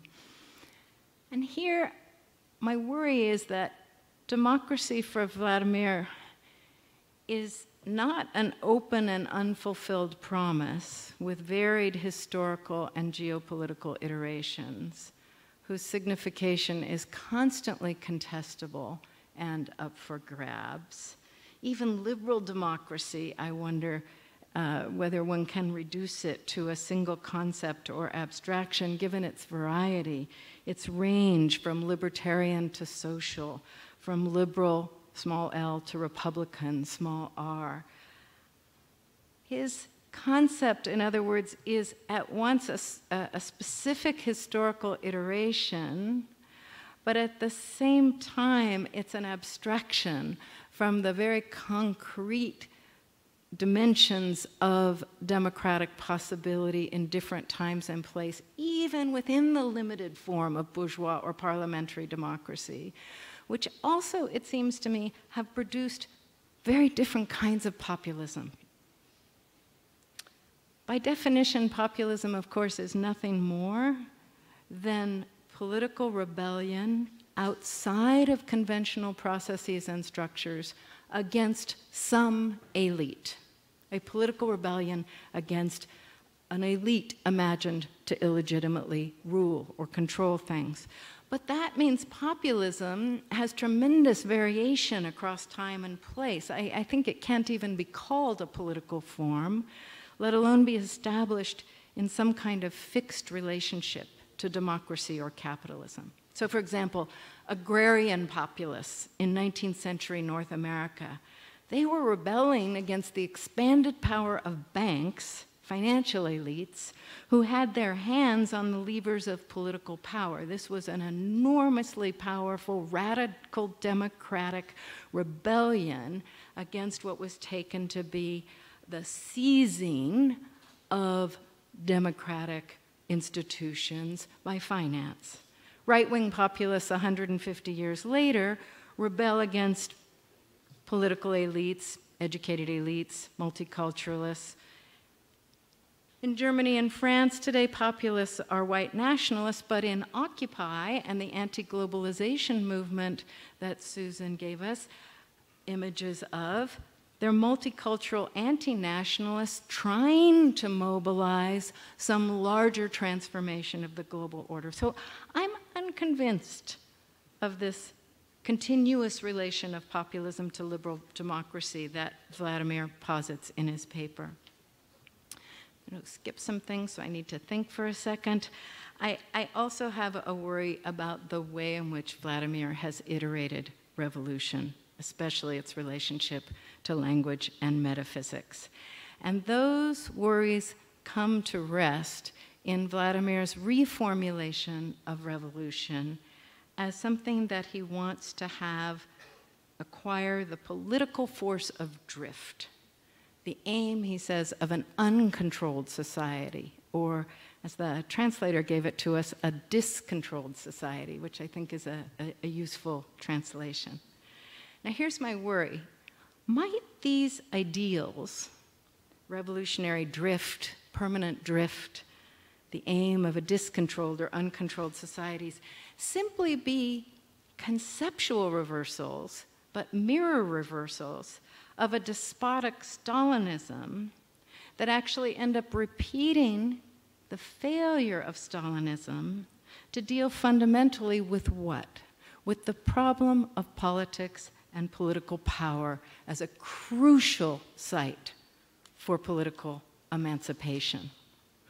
What I mean here, hang on one second so I can tell you what I mean, is that a non-despotic revolution, a revolution that doesn't reiterate the dangers of the revolutions we ended up being disappointed in the 20th century, might require more politics rather than less, more reckoning with the difficulties of collective aims and purpose and organization, and in that sense, more wrestling with the question of collective control rather than evacuating the question of control. Put really simply, I'm quite unconvinced that an order, even if we could have one, of a complex political economy, global political economy, featuring equality, freedom, creativity, nourishment of non-human species, care for a delicate planet, I'm quite unconvinced that that can be submitted to drift and uncontrol and not end up exactly where the other revolutions have, except darker. Let me add just a few additional questions for Susan, and I'll stop. Susan, of course, also examines the possibility for the revival of revolutionary politics today. I'm going to talk about just a couple of things that came at the very end of her presentation. I'm not going to talk about the big diagnosis. I'm just going to talk about her theses on revolution today. She says, first, revolution has to be nationally executed but globally focused. The nation cannot be the revolutionary goal. There must be national control of democracy for global political ends. Now, of course, this is exactly what Marx said in the Communist Manifesto. We need an international movement, an international solidarity, an international revolution that starts in nations. So what we need to know here is how this would go differently this time. How do we move into an international political formation? Not just through gestures of solidarity or saying this connects with that or I support you because you support me, but how, when we actually move toward revolutionary activity, do we make claims that exceed those that are demands on particular states? And how do we exceed national formations? And also, how do we exceed hemispheric formations? How exactly does this go? Susan also calls for no party dictatorship, no Bolshevik rule, Maoist rule, Castro rule, Maduro rule, none of that. Okay, cool. But then what do we do with the dissenters, who are far greater in number than, at this point, any revolutionary leftists, especially when you take the revolution global and start giving away the privileges of the North to the South? What then do you do with the right, the centrists, even the lefties who say they want revolution but don't want to lose any of their bourgeois existence? Third principle she offers us, there's no revolutionary agent, rather, and no primary and secondary contradictions. What we want is every group emancipated. This is a good idea too, but what do we do then about what Mao referred to quaintly as contradictions among the people? That is, the homophobic feminist, the racist queer, the nativist proletarian, the imperialist global north leftist. Where's this revolutionary non-vanguard movement that universally believes in universal emancipation of everyone from everything? Where is this feminist, anti-racist, non-homophobic, non-bourgeois, oriented from and to the global South collective revolutionary subject? Final principle, no fetishization of violence and law. Susan didn't have time to get to that one, but it was strongly in there. Okay, agreed. Again, no fetishizing the revolutionary militant and fighter. No fetishizing revolutionary law. Okay, then what's the containing force, the organizing force that isn't violence or law? Multitudes? Assemblies? Of course those are important for resistance. Those are absolutely key for what we've sort of consigned now to the non-revolutionary force of resistance or populism. But revolution's another matter, and again, it seems to me what's missing from this vision, as well as from Vladimir's, is a rich development of the kinds of politics, the problems of politics, and especially the kinds of revolutionary politics that could constitute an alternative to domination by party, by law, by vanguard, by dictatorship, army, police, or a citizen militia. What's never been worked out about modern revolutions is how to generate the complex democratic power sharing in whose name they are fought, but whose neglect always constitutes their thermidor. Thanks.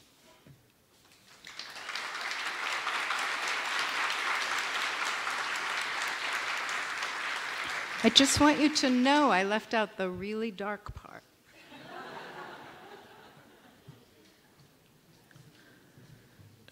The revolution will not be televised, but we are streaming live on the internet this very, very powerful session. I think we are all incredibly grateful to our three speakers and the intensity that is present here in this room right now.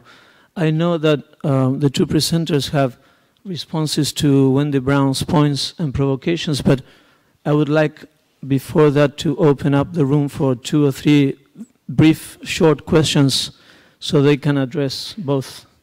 And we have the input from our audience here as well. There are 2 microphones. Over there, please.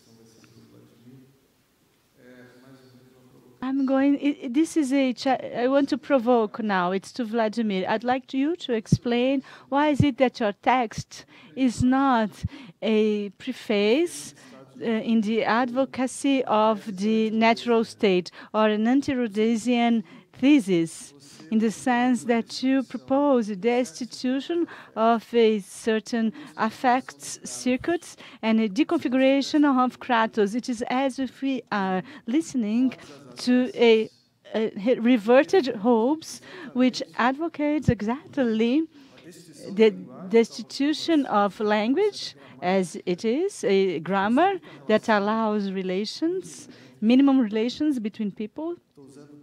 I'm using individual, the terms of individual or person, as I said, thinking on Hobbes. And then another secrets of affections that is not the mobilization due to fear, but fear included. But exactly because there is not an uniformity of the circuit of the effects, a deconfiguration of the circuit and the destruction of Kratos. It is a reverse treaty of Leviathan. Is it a reverse treaty of Leviathan? Então eu vou fazer mais uma pergunta e daí a gente passa às respostas.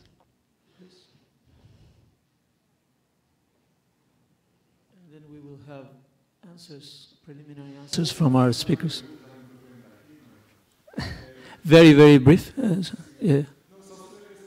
Just regarding the representation issue, because I have read the speech of Vladimir, remind me of his text in his book when you talked about the second figure, the second character of Kratos, as it is in the book, that democracy demands to abolish representation, because representation assumes individuals with set identities, and there you also mentioned populism, rejecting it, saying that it's a process that gives rise to previously muted people. But I don't read populism in this way, because the concept of populism, as explained by Laclau, there's a commentator of Laclau, Lisa Dish, an article of hers at Raison Politique.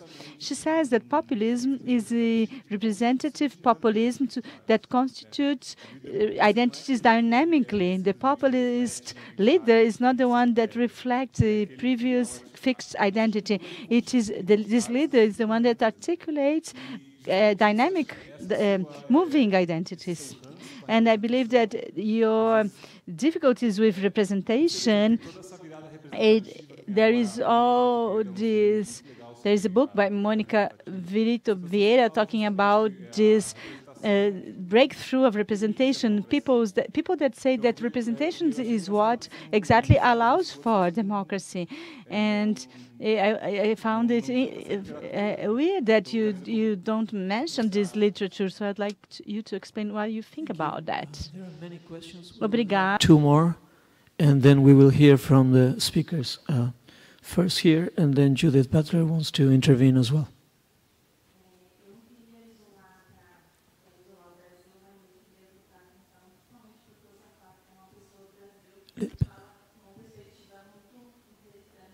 Perspective on that.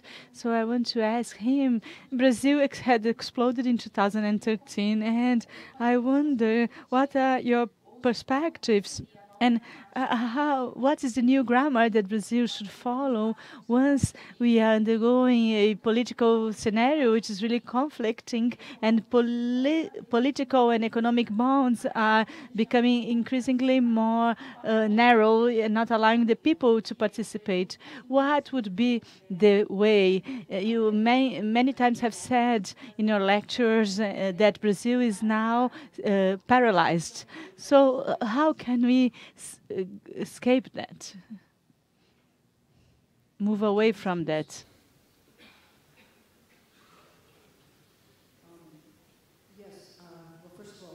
Bom, em primeiro lugar, eu estou muito feliz de ter escutado essas perguntas. São perguntas excelentes. Eu quero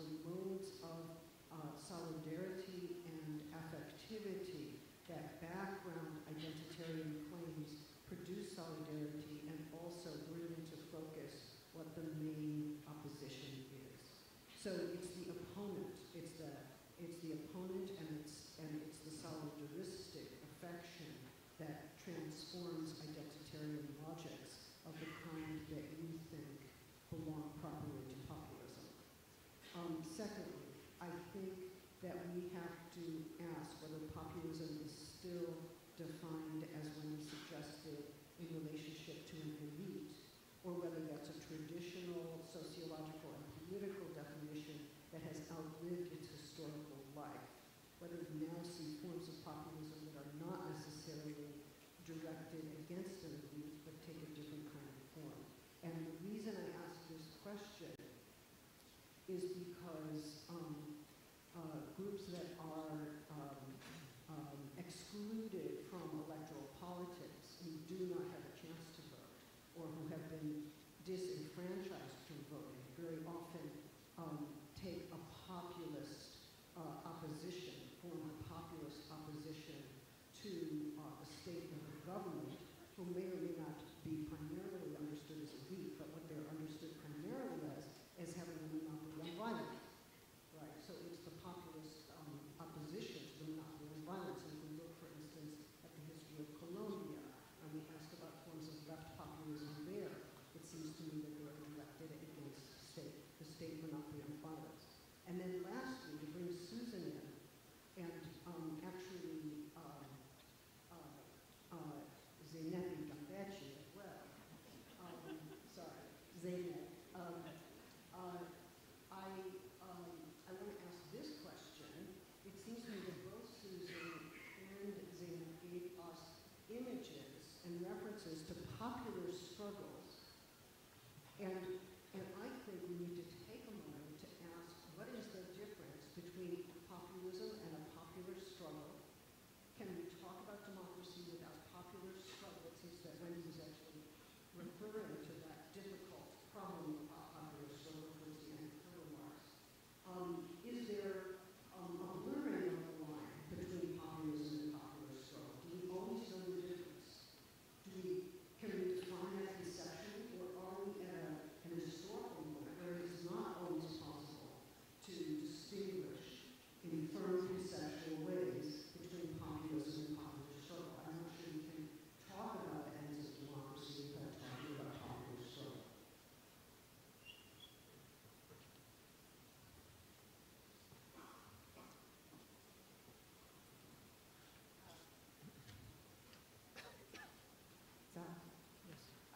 Thank you. And I realize that the immediate situation in Brazil is the dominant concern, and I want to give most time to Vladimir to talk on that level. But what I want only to put in front of us is that, yes, we have to say, social democracy, nation-state action, whatever, but we have to also remember that the nation-state is a construct that is not eternal, and that if we are going to actually combat the new problems of the 21st century, which I think are environmental, and my fear of another war, I really think there's no reason to think there's not going to be another war. I mean, what rational reason, what kind of logic would convince anyone that there won't be another war? And I mean not just the wars that have been going on that are proxy wars in the Middle East, but I mean a global conflagration. If those are serious concerns, then the people whose argument is most convincing are those who don't just see a local problem as a local problem. And the only way to hook up these is to see global capital, and not just its ideological forms, but global capital as a practice of evisceration and slow death and everything else that we put on the table in this conference. If the vision stays locked in a national struggle, I don't see how we meet that challenge. Just a question. How much time do you have? A few minutes, 2 or 3. I would like to get a couple final 2 minutes. 2 minutes and this one.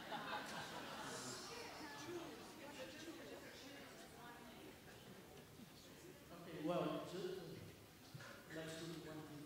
Then I will answer the board. Sure. Translation. Então, deixa eu primeiro começar com o seguinte. Eu entendo que, do ponto de vista do que o Macau defende, não seria correto para mim afirmar que as identidades, como elas são registradas no período da cadeia de valência populista, elas não mudam. Mas eu queria insistir em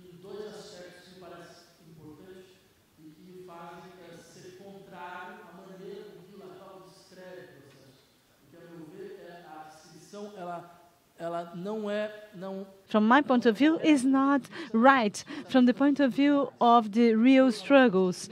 For two reasons. The first of one is that the equivalence changed inside the political populist body organizes from, as we see, mainly in the Latin American processes, by a main contradiction. And this contradiction is between social struggles that are incorporated within populist dynamics, as well as the discontent oligarchies that are always inside populist processes. See Argentina, Brazil, and other countries that use these dynamics. That is, this dynamic organizes the main acts of paralyzation of populism, because it's not for other reasons that most parts of the populist regimes are deposed, outset by the main agents of the populist consortium. Perón was outset by groups that were internal of his own government. In the same way here,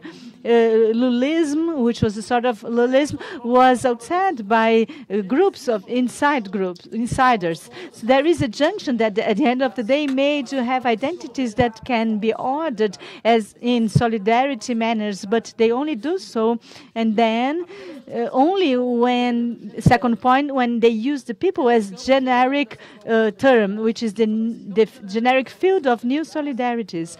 And this field, taught in as the people, they are always enabled to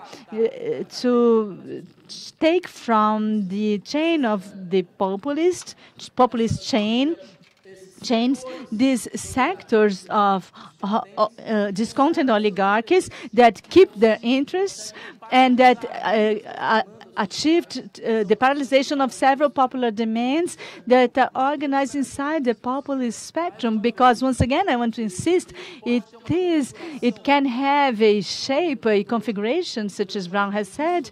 We can call it populist all the institutional forces that are against any sort of elite. But there is an element that seems to me that makes the process much complex, that there is elite inside the populist itself. There is figures of elite inside populism, interests of the elite that are agency inside populism. Therefore, it is a heterogenic series in the very strength of the term, and I believe it is important. There is a lack of us reflecting on this contradiction inside the populist process. Do I have more time?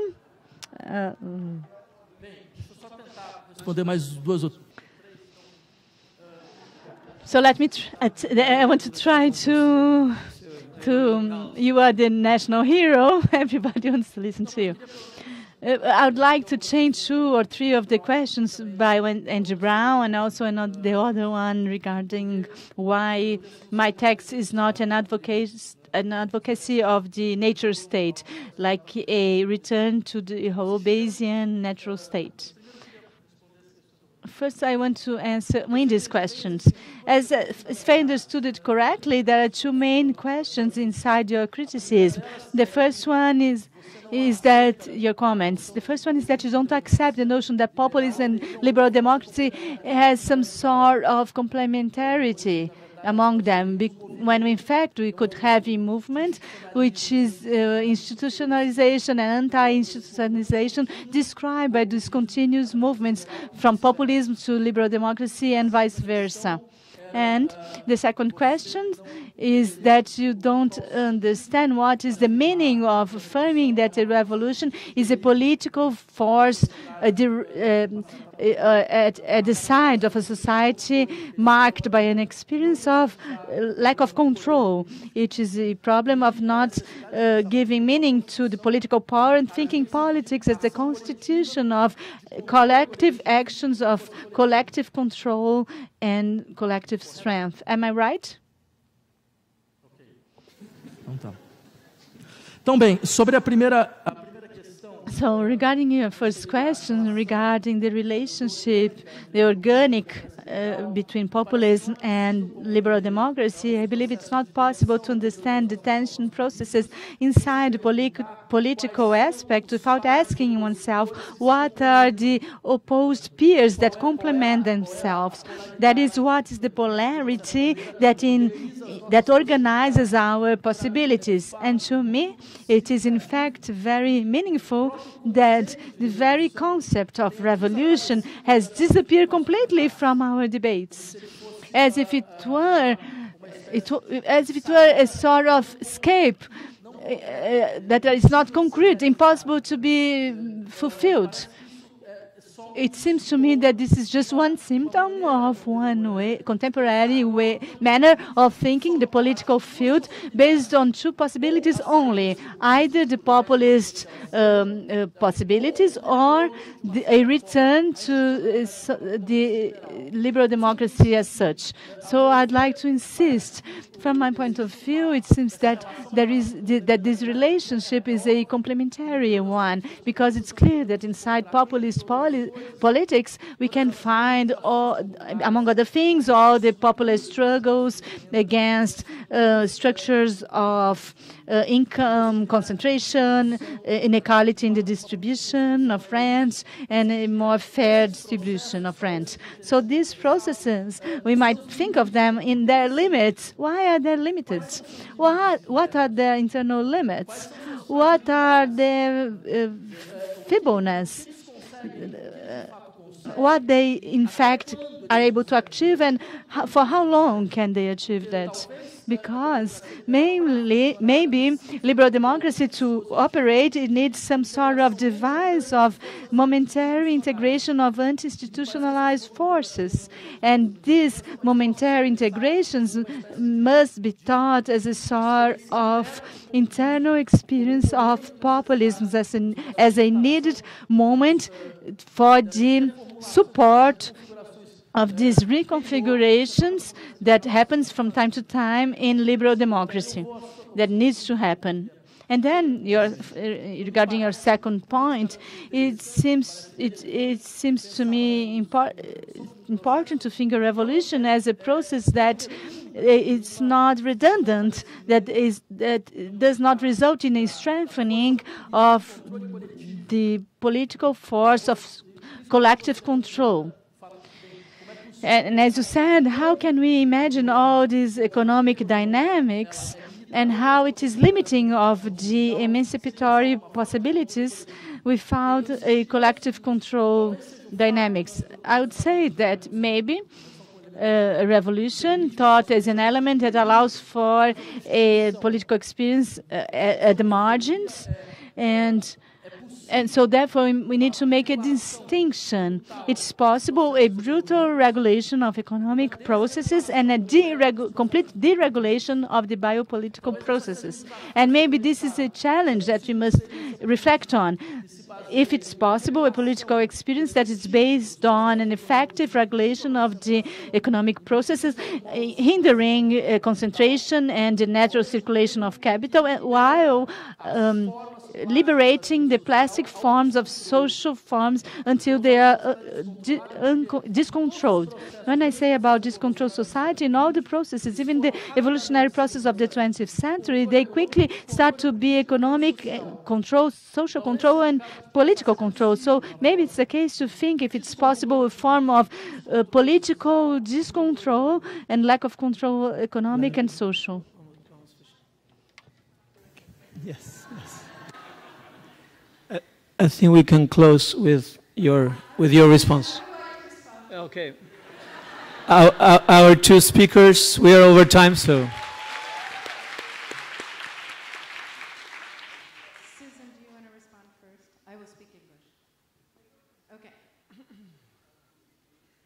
Vladimir, because we must be pithy now, I'll become insulting, because that's the quickest way to get to the point. It seems to me that about your first point, democracy, populism, why aren't we talking revolution? You're actually caught in a very conservative, old set of terms, practices, and formations that have roughly come to an end in the 20th century. Our choices are liberal democracy, reform of liberal democracy, or revolution. I don't think that opens up much possibility for the 21st century, when revolution is terrifying because of the degree of political, military, police, and nuclear force in the hands of those who might quash it, and because of the strength of a right-wing opposition growing by day. I think there have to be other transformative possibilities, not just reformative, but transformative possibilities besides the image of total revolution. And I think you're actually pushing 19th and 20th century pieces around on a chessboard. Secondly, here's my other insult about revolutionary drift and collective control.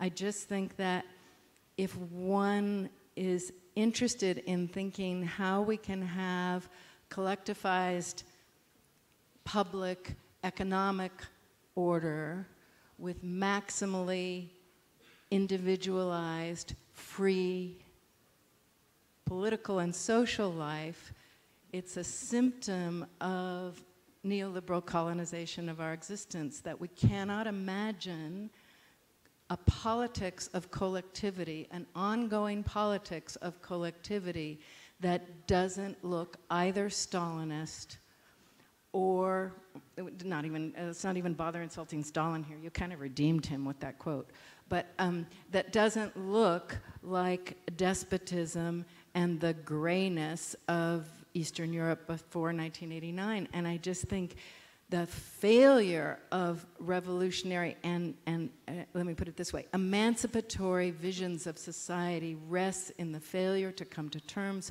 with the perdurance, the endurance of political life and political power. And if we do not deal with it, and we do not deal with it collectively, I don't think there is any possibility of emancipatory projects.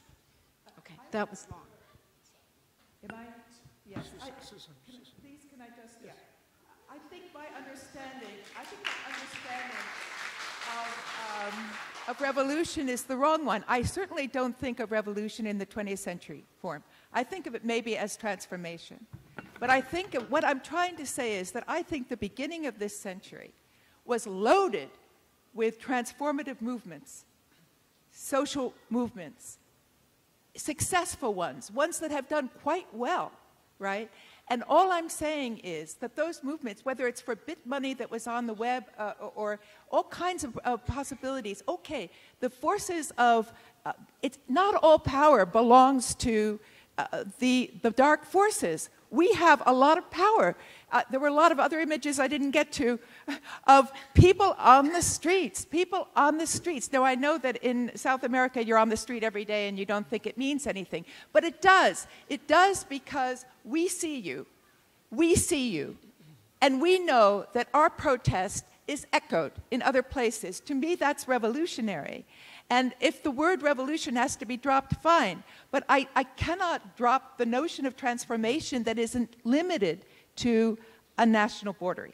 So that's, and I really have trouble with Stalin, too. I have trouble with Lenin. And that's a model of, you know, I'd even throw in another insult and say male leadership that I thought I will stop there with a half sentence. ... From, can I answer the insults? From Argentina, Paula Belliere wants to, a brief intervention from South America. Hello. They see you. Because we will continue this debate tomorrow, I'm sure about this. What I want to say is that I find usually a kind of, how to say that, a super ego of the left that is, has this idea that identifications or collective experience conduct as friendly to the failure of horror. And I don't think it's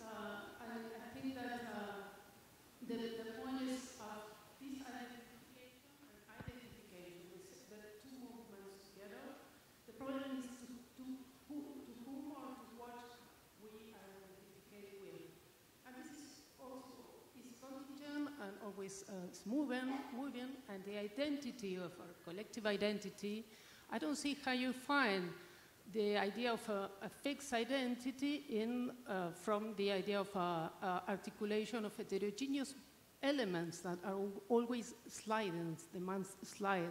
And not only the collective identity changes, but also it changes to what that identity rises against too. I don't know if I'm expressing correctly, but anyway, we can keep on talking about this tomorrow. Tomorrow you're presenting about this. Thank you very much. We have 30 seconds, 1 minute. Please, also as host. No, but what am I supposed to do? You're supposed to say something in the last minute. Okay. And then we will close. I don't know, I need a drink, so... And a pill. So, in the last intervention. Ok, então, well, I will speak in Portuguese, it's more quickly. Okay. Então, queria só responder algumas colocações. To answer a few things that Andy Brown called two injuries. Maybe I can answer that. And also something Paula Bilieri said. About Paula, well, I do think you are right about insisting that there should be more thought on the processes of identification and disidentification in the political body. I made this brutal distinction, I recognize it, but I did it simply to insist that, in my opinion, a deficit in political reflection leads us to think about the productive force of the disidentification processes and how this experience may be a decisive element to lead to understanding the needed subjective transformations to form several political actors with a revolutionary praxis. Although I recognize the need of using identificatory processes, even if I insist that they might be more strategic and more specific than normally we would be willing to accept. Now, about what Wendy said, I'd like to mention simply that the first one, actually, the second one, it is not possible. Well, you can only think about a social and political lack of control from the interior of neoliberalism. I'd like to make a distinction in the following manner. Maybe one of the essential issues for our contemporary political experience is how to develop disinstitutionalization processes.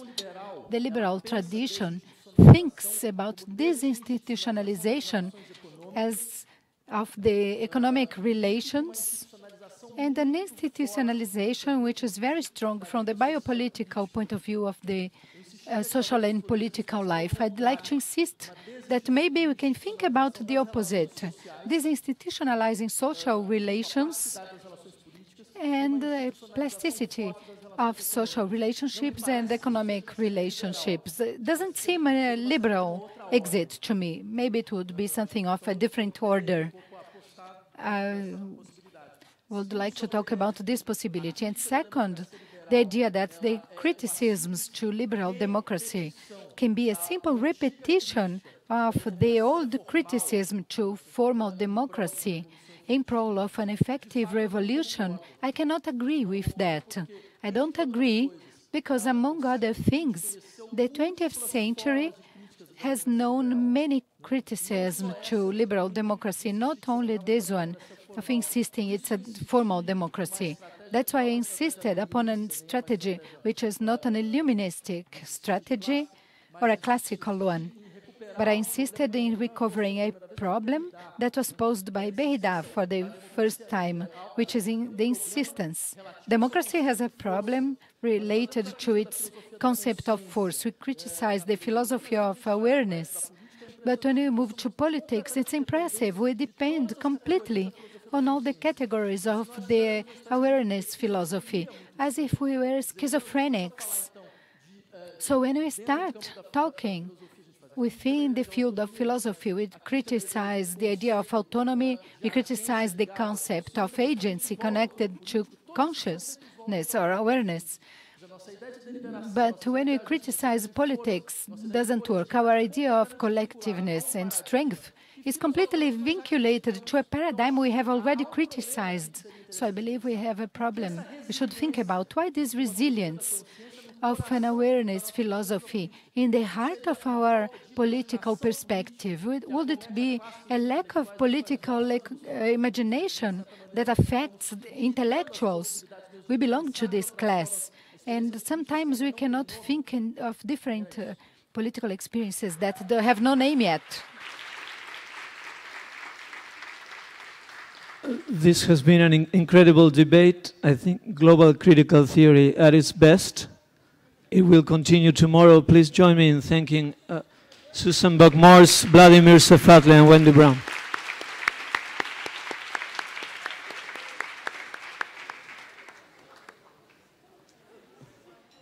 Só um recado, por gentileza. A gente pede, por favor, para todos aqueles que fizeram perguntas, que procurem alguém da produção.